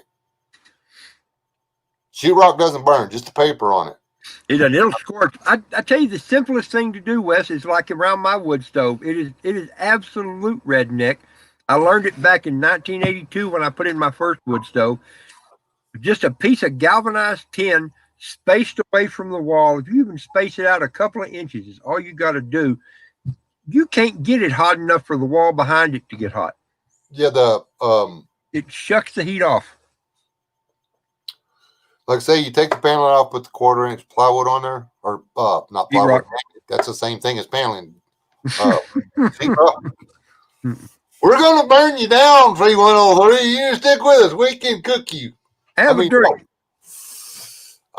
Anyway, you put sheetrock on there, and then you just do the standoff. If it's a small one, it can be as simple. If it's a little wood burning stove, it can be as simple as cutting a 55-gallon barrel and setting your wood stove in the 55-gallon barrel. Boom, instant heat.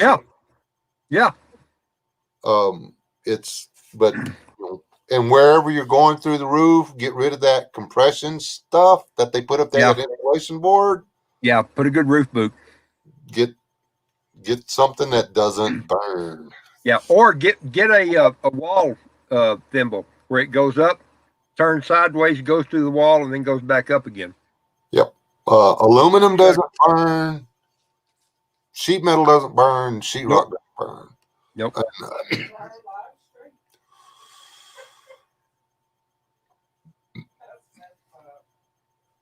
Where's that? Camera fire live stream. Yeah, there you go. And whenever you fire up your new wood stove, C103, make sure that there's someone present with the camera.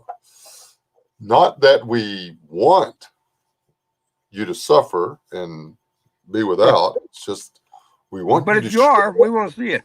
Yeah. No sense in missing a perfect good opportunity to entertain people.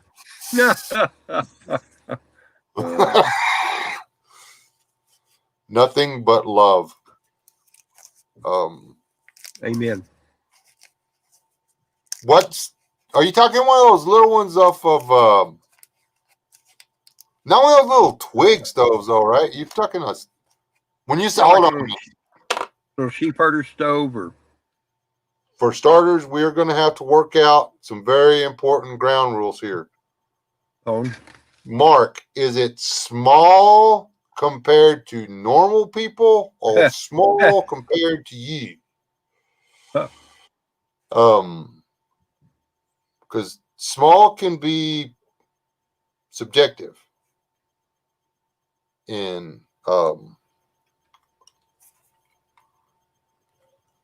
dude, he drives a small truck. To me, it's a small truck. And when man gets through unfolding out a vehicle, you think it's a toy truck.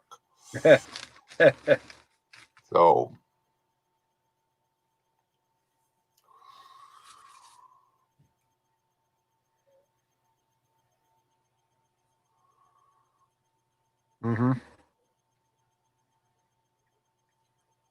but they make different size. We actually have a small wood stove in the den. There's no way I would put that in a camper. Dude, that thing throws me.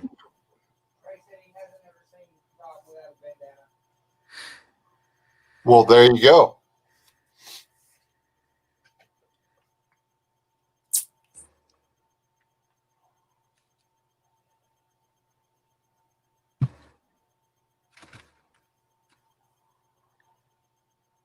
Small compared to camper, not an outdoor / tent stove.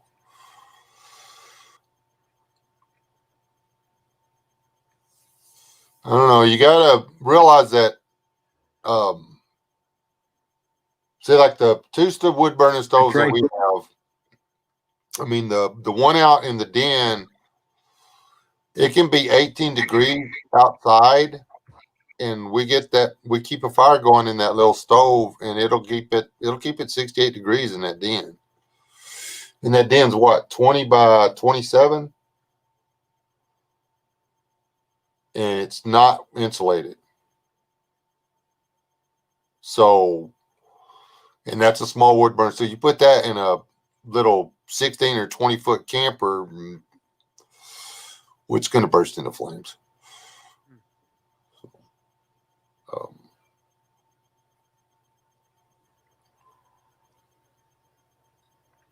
Yep. True, Billy. Yeah. The little pot bellies, the ones that are up and down, they got the two little burners right close on top of each other. That would work. Mine is a Vogelzang, whatever, camp stove or cabin stove. Well, hopefully y'all have seen it. I mean, I fried a rat on it, for crying out loud. Man, I am sorry. Now I'm a mouse water, and that freaking southern fried rat, that was delicious. I am drooling, remembering the taste of that rat. That was bad.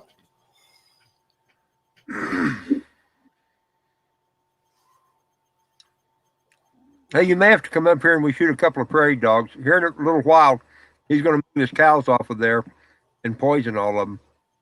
So we're going to have about maybe a 5-day window, maybe a week and a half, something like that. There won't be any cows, and we can do whatever shooting we want to. Well, y'all done scared them all down in the holes. Aren't they real gun shy now? Nah, Got a blue tail fly. In case y'all wondering what I'm doing. especially not at 200 yards. What? How was it prepared? It was prepared. I fried it in bacon grease, but I battered it with salt and pepper and fried it, and then I ate it. My wife made me shoot 2 rats the other day without eating them, and it felt wrong. Since my first pack rat, I have eaten 10 or 15 of them. I don't video every animal I eat. Pack rat has become a staple. They're freaking delicious. Even boiled. They're actually really good boiled. I wouldn't have thought that, but the bones get real soft. I wouldn't have thought that either. It's the bones, you can eat the whole thing, man.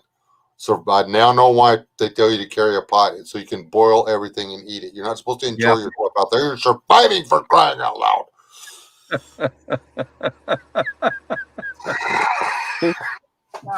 Dump some Mrs. Dash in it, boil it, and drink the juice. Yeah. How hard do they skin? And it tastes exactly like squirrel. Mary Beth, I'm fixing dynamite this fly.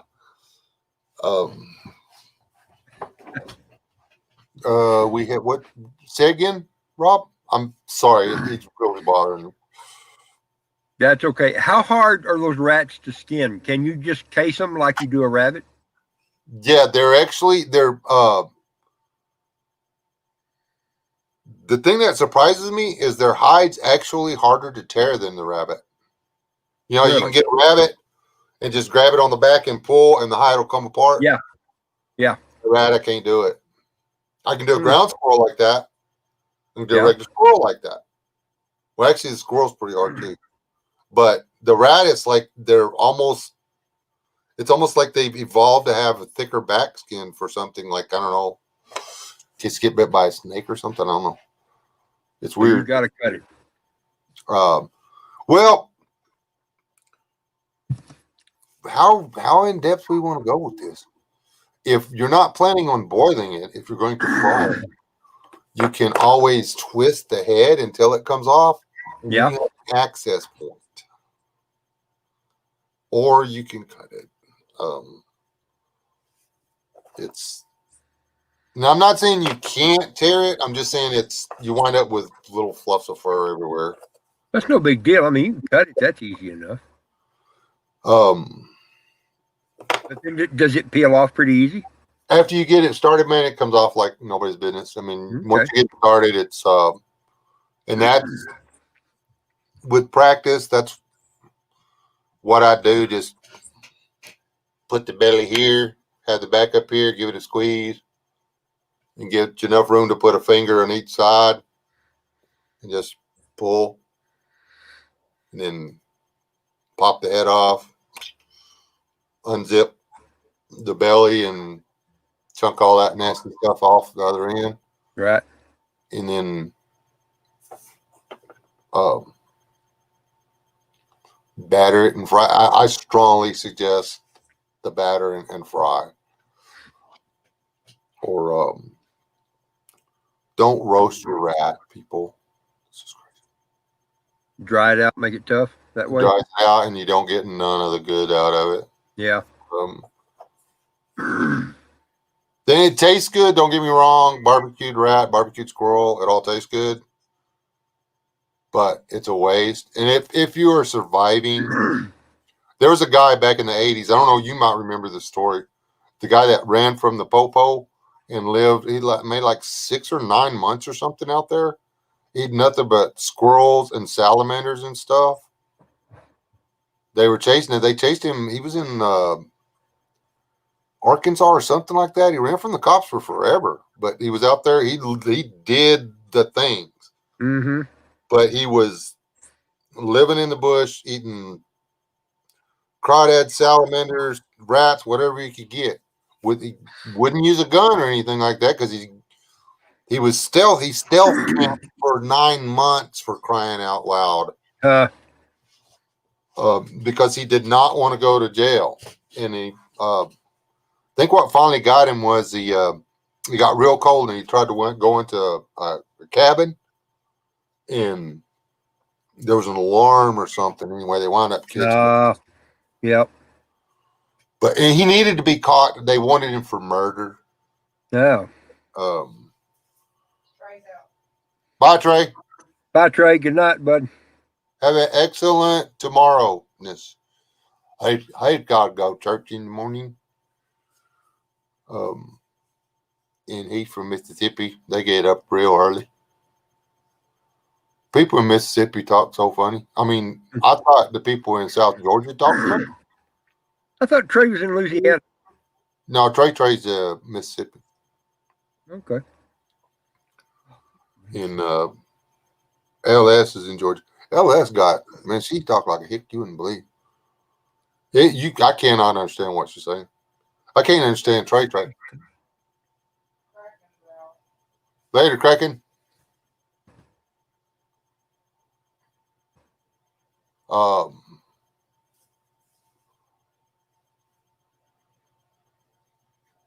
We looked all over the place for a sheriff's station.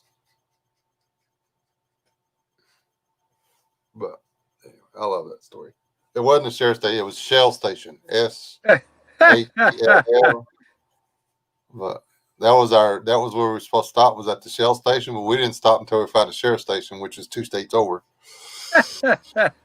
So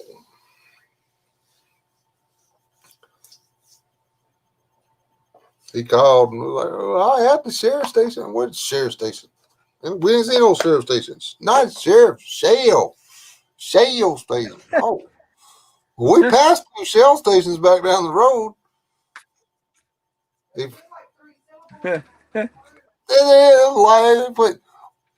thought I put too many syllables in words. I get rash of stuff about that all the time.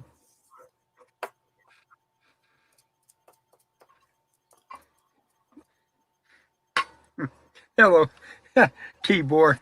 Right? Exactly. Tibor called it. Kraken will be back in a few minutes. Oh, really? Oh.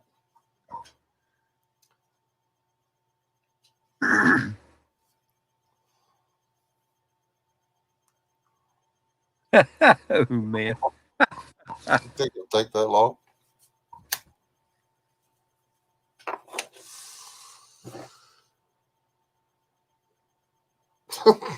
I'm not getting in on that. I won't do it. But anyway, yeah, we will take recipes. I mean, I can show you how to cook a rat or a snake. Ooh, man, I love doing rattlesnake on cast iron with butter. That's so good. It's not meat. You have to pick at the bones. It's good for taste. I don't know. If the rattlesnake's big enough, there's a lot of meat on there. That backstrap or whatever, there's the thing about it is everybody, I mean, they eat the rattlesnake and then they pitch it. It's a survival situation. All that fat and stuff that's in that bone and stuff, man. Dude, after you get the backstrap and stuff off of it the initial time, then you chop the rest of that snake up and you put it in something and you boil it. Dang right. Y'all want to know the secret to being successful existing off of high protein diet, like you're hunting and fishing. How to actually get somewhere on alone. Something that if anybody would do the math on it, would figure out how the guys that have won have done it. You got any idea where I'm going with this, Rob? Yep. You sleep. After you eat the protein, you lay down. You drink a bunch of water, you lay down, and you sleep, and you wait for another bout of protein. Yep. Lions, tigers, coyotes, foxes, anything that eats meat for a living.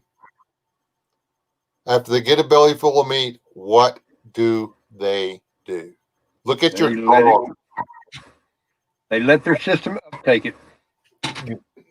It takes more calories to digest protein than anything else.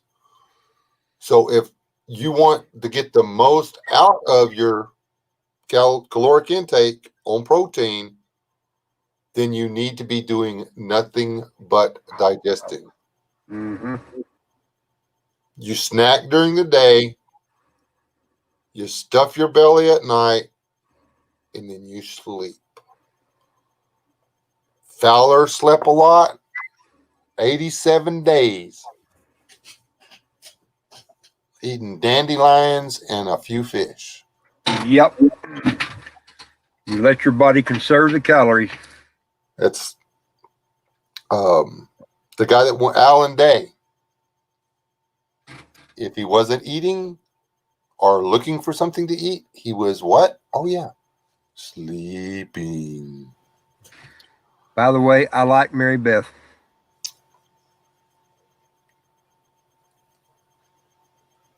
We'll have to see if she is related to Bill Bird.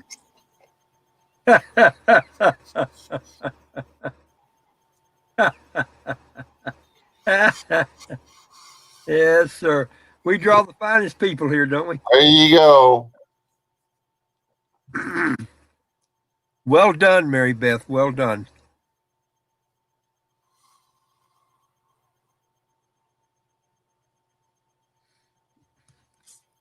I'll have to ask Kathy here if she knows that. I'll ask her that riddle. That's, you gonna do that on camera? Maybe not.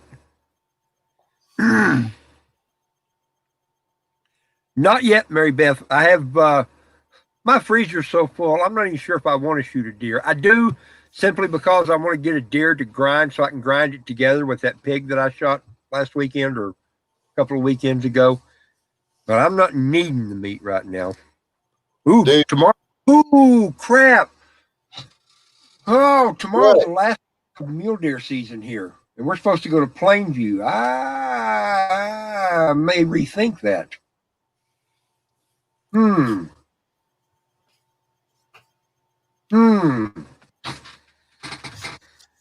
have mule deer season down there. I don't have to worry about that stuff. Yeah. Well, I can still go down to Matador. I got a job I'm doing over at Matador. It's actually closer to Childress by the time I actually get to the site that I need to go back to. And the guy that's down there said I can come down there and hunt mule deer. They got a whole nother week left, so I guess I'm okay if I do that. I've never shot a mule deer. I'd like to. They're a little bigger than whitetail. Not really that much, though, are they? Yeah. They taste different or no? Not really. Well, if you just want some deer to mix in with that pig, man, somebody might have cooked his last leg of hog the other day. Yeah. But he's got a freezer full of deer. So we could work something out. That's right. I hear that somebody there at your house doesn't care for deer meat. There's that. So, and the only person that likes to eat venison took some home, but got a little bitty cooler. And it's going to go bad, man. I can't justify shooting that buck that's walking in the backyard. I can't. Yeah. Yeah. I'm going to. Especially if I can get you talked into making sausage out of last year's. I've never made sausage. I just grind it. We just do ground meat. Ground pork mixed with deer meat makes really, really good taco meat. Now I got to give you my sausage recipe, don't I? Yeah, I've never made Dude, it. I'm out of sausage, but because I got no more pork to mix in with my deer. Pork. And plus, my daughter plan to found my stash of freaking deer sausage, so I don't have any. Apparently, I'll get a couple more pigs too. Mary Beth, no elk probably. Elk got to go to Colorado or New Mexico, and the tag is just too expensive. or you can go to VTSR. I want an Audad, man. Audad is good eating. I've heard that, but I've never ate one. Wait, Betty's leaving? Good night, Betty. Is that right? I don't see where she's leaving, but somebody said good night, Betty. Oh, she says, well, I'm headed to bed. I didn't know Betty was in there. Hey, Betty. Hello, Betty. Oh, yeah, there it is. Good night. Fine. Good night, Dana. We love you. Sorry I didn't see you sneak in. She'll be live at 3 or 4 a.m. So yeah, probably. She's an insomniac or whatever. There's some good fishing up there, Billy, in Montana. I've caught, I think it was whitefish out of, I don't remember if it was the Yellowstone River or, oh, good grief, I can't remember what river it was, up by, oh crap, up by, between Red Lodge and Bridger, I think is where it was. Whatever river that is. Caught, I think they were whitefish. Pretty good stuff. Pretty good stuff. That was good grief, that was a long time ago. Do you have a bow, Robert? Yeah, I got a couple.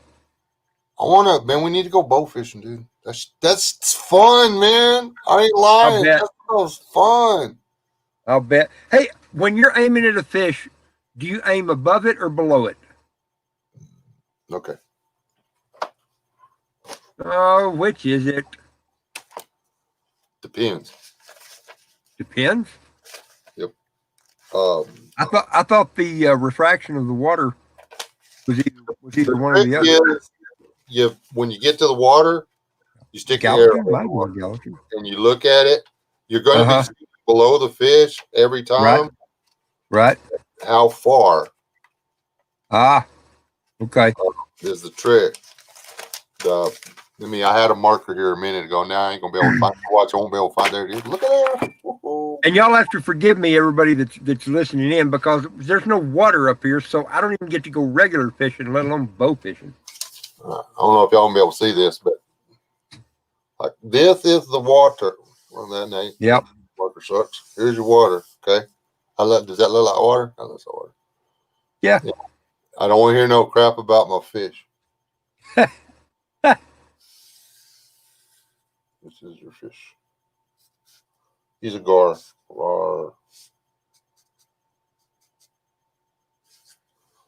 That's your alligator gar. Looks just like one.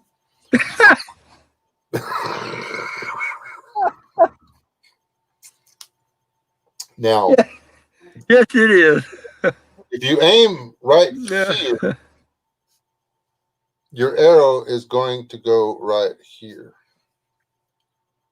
So you aim here. Okay. Because well, the video locked up. Wait, stop. The video locked up. I didn't see it. Do it again. Do it again. You have to aim where? Hard. Yeah. Here, show you again. Hold on. You aim under it. Like let me see if I can figure out how to draw this.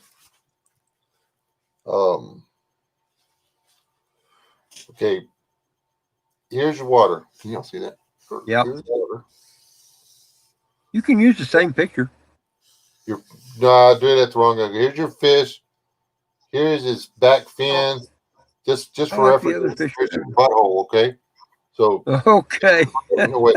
You're standing over here on the shore with your bow and your little arrow. And you're wearing a hat because you need a hat because it's sunny. You don't aim at the fish because when the arrow, you think the fish is here. The fish is actually not there because the line, you're aiming here, right? When the water gets there, you're if you stick that arrow in the water, it's going to do this. Like you stick this there, you stick it in there, it's going to go bink. This is going to bend. Okay. You take, like if there's branches in the water, like down there. I didn't have to do all this when I was down there at the San Antonio. Yeah. There were mulberry limbs all down in the water. There was when I was shooting at that big spotted gar, which I never got to. Yeah. Just kept having trouble with my stupid string getting caught on stupid sticks because they didn't have a stupid reel. Mm-hmm. But anyway, y'all didn't catch any of that on video. Anyway, you could look at the stick and you could see what the refraction was. You see what the angle was. So sure, yeah, of course. That's it all depends on the time of day, man. It doesn't really matter unless you're shooting at 2 foot long alligator gar, which are only this big around, or long nose gar, which are only this big around.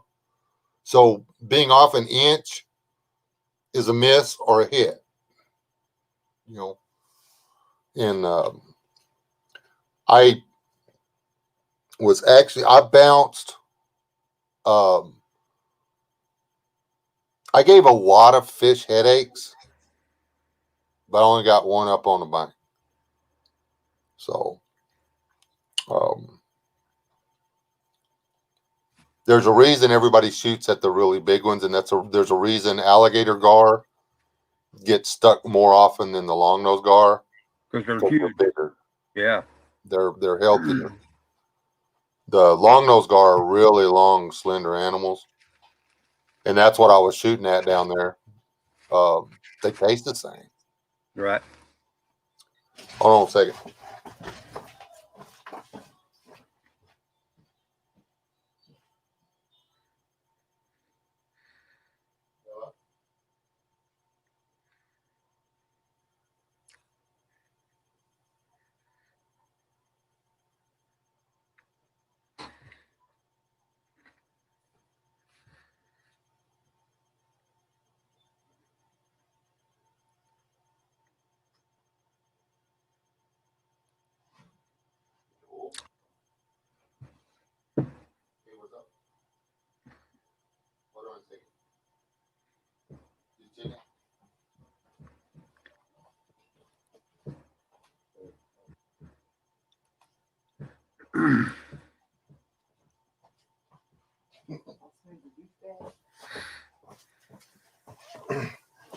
Sorry, the bat phone rang.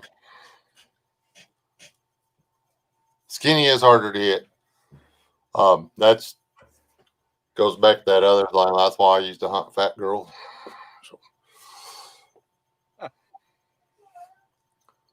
One besides, actually, you can pay after you scalp the poor child.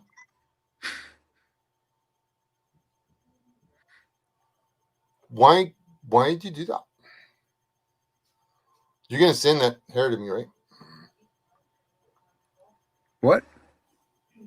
She gave Lance a haircut. Oh, whoa. His hair was nearly as long as mine, but it was blonde and wavy. He looked like a beautiful little girl. Mark. No. Everybody gives. Let me explain something to you. Girls is girls, and they're all either insecure or overly secure. You got to put the same work in on all of them. The end.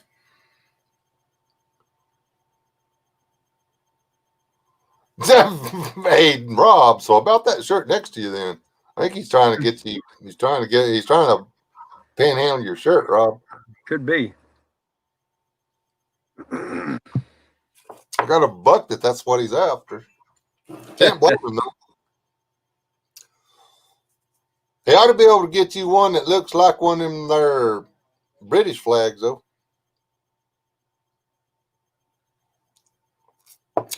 If I was just guessing, which I am. Digger snuck in here and Mark Chase.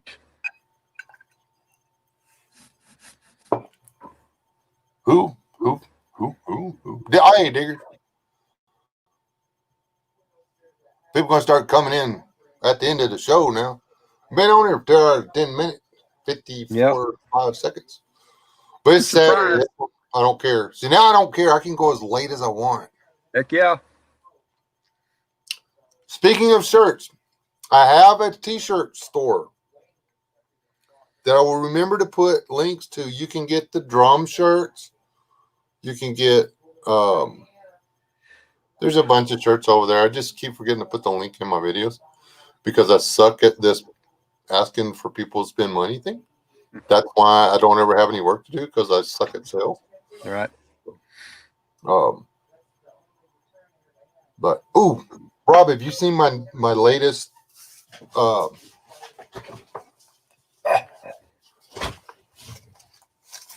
see my latest picture that my boy sent me? I have not. It's like I told him what I did for my drum shirts or whatever. Yeah. So he said, no, Dad.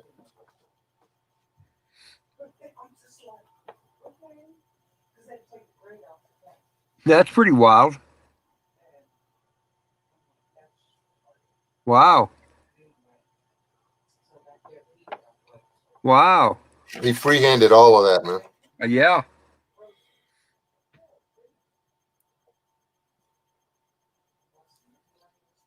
I think it's cool how the snake, the face on the snake is his face.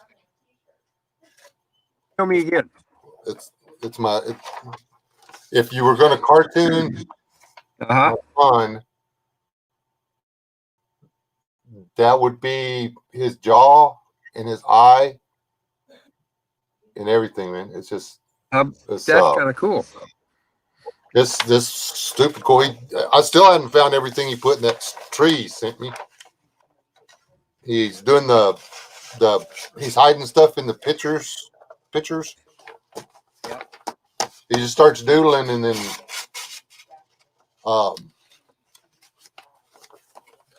dude, that guy's got so much talent. But he would never slow down long enough to use it. Now he's had to slow down.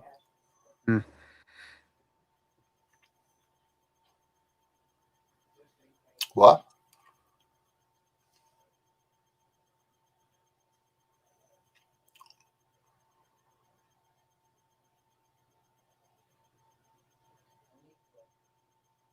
Oh, Forge. I have all this stuff to make my blades and stuff now.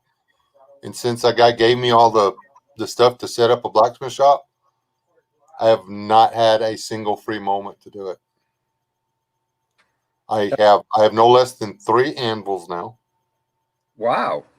I have it's a small table vise, but I have a table vise. I still got to rig me up a forge, but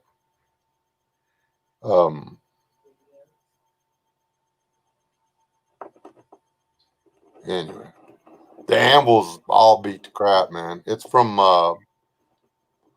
the 1920s or whatever. It was a cheap anvil then, but the guy that gave it to me is 70 something, and it was an anvil his dad had that was given to him by somebody else. So we don't know how old the anvil is. There's not a stamp or anything on it. We don't know. Right. But I was like, "You're going to give me that anvil?" He's like, "Yeah, I'm not going to use it." So it's got chips missing out of it, the whole 9 yards. I mean, you can see it's been beat all to pieces. But And then I've got 2 railroad iron anvils, and I have actually got a piece of chromium steel solid bar that's 3 inches, and I'm going to use that for. You can use it for drawing the metal. I don't know. Huh. I'm not a blacksmith, but I have watched a few YouTube videos. I've made a few blades, but I don't know. I've never tried to call it diggers. I haven't never got to hit it with a hammer, dude. I picked the heavy bastard up, put it in the back of my truck, and then I took it out of the back of the truck and set it on the stand. That's it.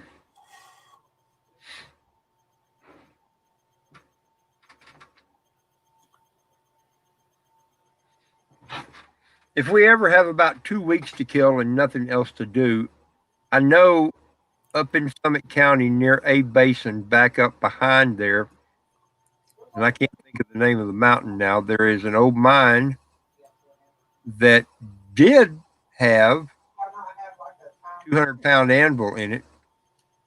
We play heck getting it out of there. That's probably why it's still there. That's probably why it's still there. Man, and you know It was enormous.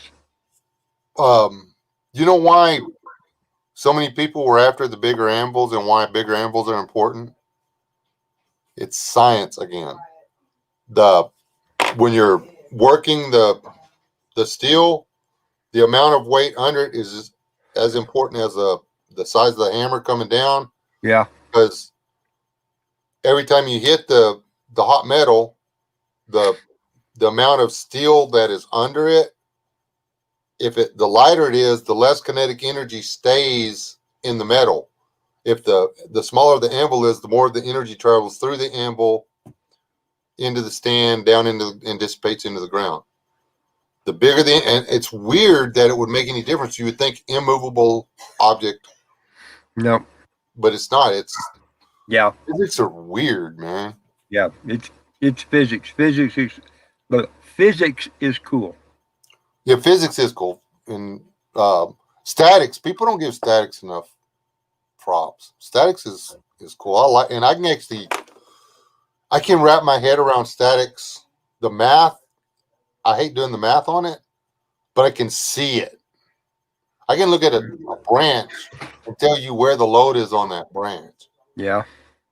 And that's why I was so worried about my tree back there in the back with the ice, and then I was right. Split right down the middle at the top. I knew I should have cut that one side off. But hey, I didn't know we was going to get an inch of ice. We got an inch of ice before the leaves fell off the tree. Wow. It was too much for the tree. You bet. We just don't get ice storms that early, man. We should be looking at an ice storm right about now. That was like way early. We may get one tonight if it gets cold enough. I don't know how cold it's supposed to get, but it's kind of a mist out there, fog, something. I don't know. Everything's soaking wet. It's not raining, but everything's soaking wet. If it freezes tonight, I don't know if it's going to or not. It's going to be gnarly in the morning. It's supposed to warm back up down here, but you're a little ways up and a bit.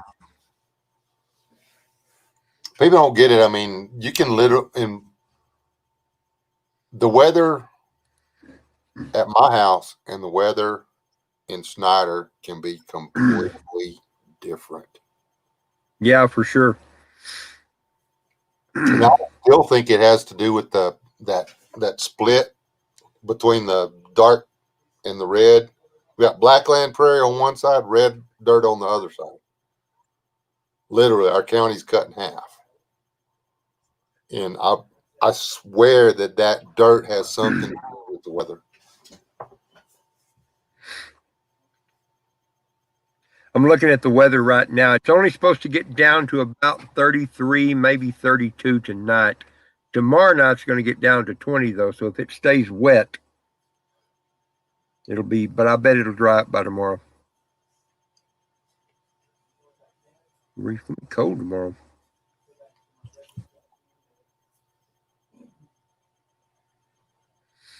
and then back up in the 60s by midweek. Diggers, you still riding around on your bicycle doing stuff, or what are you doing? What are you doing for YouTube? Man, I hadn't been to your channel in forever. I think I'm still subscribed. May and may not be. I get unsubscribed from people all the time. Mostly what happens is that the bell gets killed. Good grief.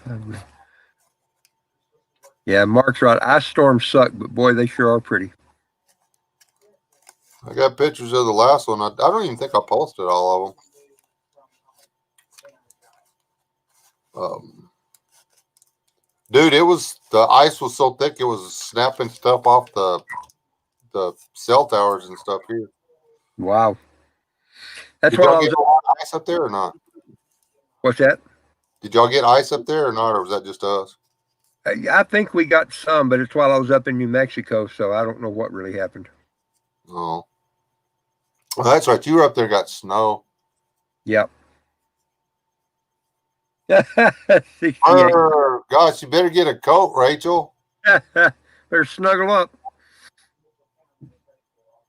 68. That's what I keep my thermostat set on in the house. Yeah. Something like that.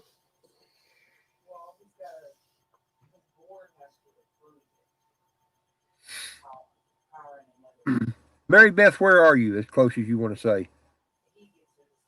I get the idea you're up somewhere on the Montana-Wyoming line.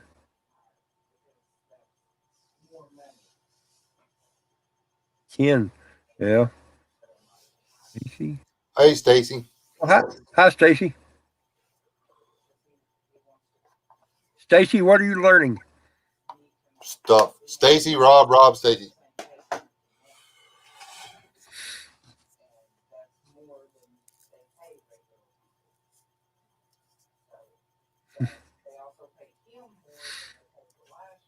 Lots. Yeah, me too. Learning is fun. 30 in Southwest VA right now. Burr. See, is Walter? Hey, Walt, did Walter come in? Walter Davis make it in here? I didn't see him. I am making a trip to Pennsylvania, man. Yeah. I love Pennsylvania. You've been to There's Pennsylvania, right? I've been. Yeah, I drove all the way through on I-70. It's pretty country. Dude, I spent 6 months in the backcountry of Pennsylvania. Mm-hmm. Oh, literally, you turn down one of them little gravel roads off the pavement, and you go back in time, dude. Yeah, I've heard that.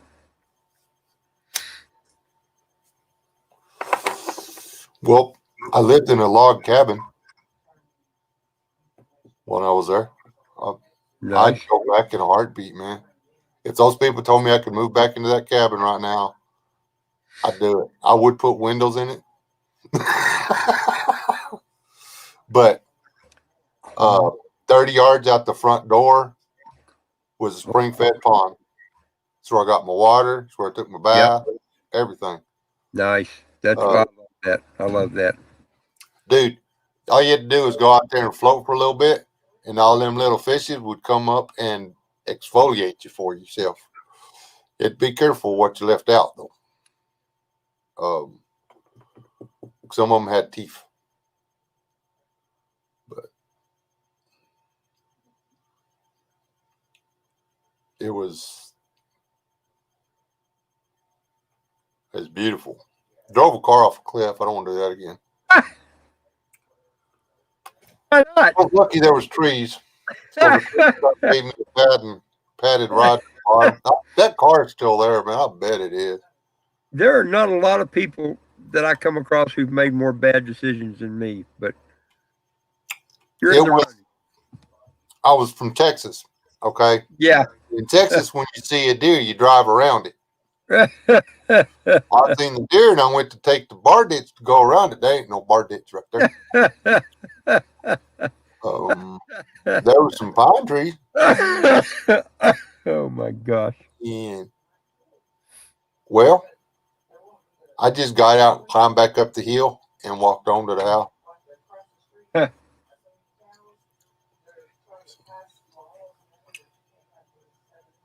from the road, you couldn't really tell anything happened. Nobody probably knows that car's down there, if you all know the truth. I broke the top of a few little trees, and then the other ones, they were like, I don't know, probably maybe 4 or 5 inch, 6-inch trees or whatever. Yeah. Just laid the top of them over.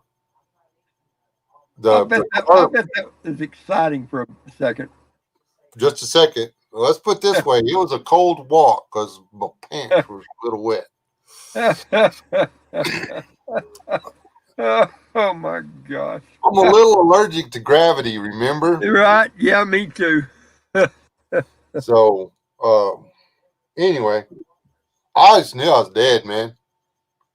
I didn't know it was humanly possible to pray that hard that fast. Anyway, didn't die. Apologize to God for things you hadn't even done yet. It wasn't long after that though that I got hit in the head with side of the head with a rock, and decided I was done with Pennsylvania. Yeah. Had a little bit of a snafu with a feller, and I stepped off the porch fixing to rediscuss things with him, and out of nowhere, man, boom, he had a rock about the size of a softball, man. He put that puppy right in my temple. Ouch. Yeah. It rung my bell. No doubt. Yeah, Mark, right. Inspiring. Uh-oh. I went long. I'm probably supposed to be in the house by now. I hadn't heard anything. Nonetheless, though. Yeah. I'm gonna be You gonna go deer hunting tomorrow or not? I don't know what I'm gonna do. I gotta go in and figure out. We were gonna go to Plainview and do Church of the Rabid Believers over there, but I gotta rethink it now. I don't know.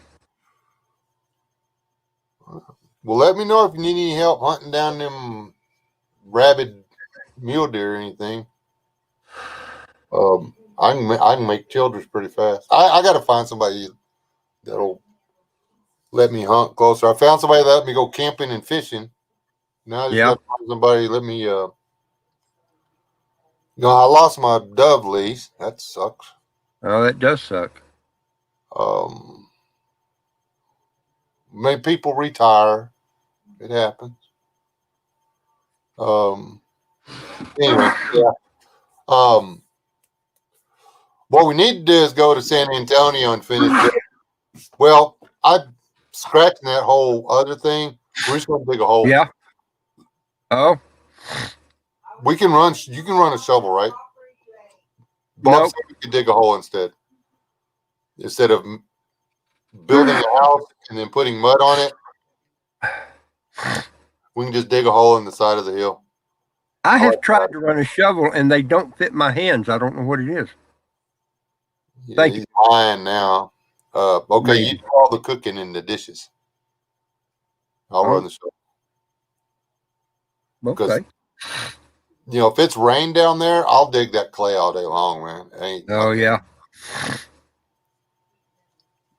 I'll say that now. Watch you get down 2 foot and be like rock hard.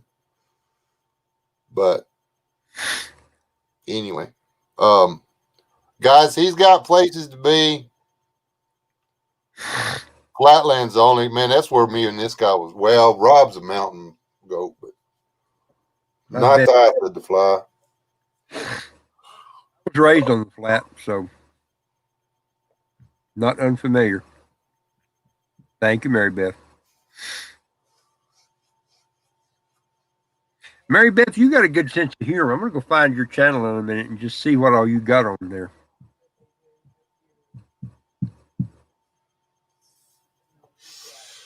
We'll hit limestone about 3 foot. Or caliche. No, but down there in San Antonio with that sandstone. Yeah. Dude, that sandstone with IHO, it's going to come right out of there. We'll be able to chisel right through that sandstone. We'll be able to do anything we want to. That'd be Just kinda hope we cool. don't bust into that anthill that's up on top. Wouldn't that be good grief? Can you imagine? Yeah, you're gonna have the hole all yourself. Because I don't think they'd take kindly to that. And I don't know how big. I don't know how far their tunnels go. We're gonna have a camera running when we do it. So Yeah. matter. For sure. And, You know, I've still got a lot of video from that of when we were working on that other structure. you know, none of all the stuff I had for the I kept setting the GoPro up to film while we were working on it. I was doing it wrong, and all the time I thought it was recording, it wasn't, and when I thought it was off, it was recording. Oh, Sucks, man. It was that whole week was like almost a wash for me. But I got excited. Got a little excited when I was down there, but I had a blast. I'd do it again in a heartbeat. I really would. We still need to go do that. Yeah, thing at Muleshoe though too. I know it. I started to talk to that guy the other day. I need to give him a call. I'm gonna have to make sure I can do it now because the about 99% sure that what scarred my lungs up so bad that I can't breathe was I got the sun virus before the sun virus was cool to have. And yeah, maybe so. I think I had it back in November. Well, yeah, about a year ago. Yeah, we got it at the same time. It just tore me a new one. I've been coughing ever since, Robert. Haven't stopped. I truly thought I had. I was beginning to think I had pneumonia back when I had it. I'd never had something like that. And then literally when it got the worst, about 36 hours later, I was all better and fine. Oh, you're talking this? I'm talking the November. I'm talking before we heard about it. Yeah, me too. Me too. Yeah, a year ago this month. Yeah, it's just that just makes me all the more positive that the whole thing's it's the end of the deal. If you got anything you want to rant about, now's the time to do it. That whole thing is a big load of crap. The number of people that have kicked off in the United States in 2020 is less than in 2019, 2018, and 2017. Bingo. Where are all these extra people going at? They're not. Yep. Take your masks and wear them if you want to, or put them in your back pocket and wave it on the way in. The restaurants don't say anything to us. The stores don't say anything to us. The deputy takes it off just as soon as he can. It's everybody I've talked to. This one lady, her whole family's already had it, right? They said, we were scared to death of it. We wore our masks everywhere. We hand sanitized. We did this, we did that. We all got it.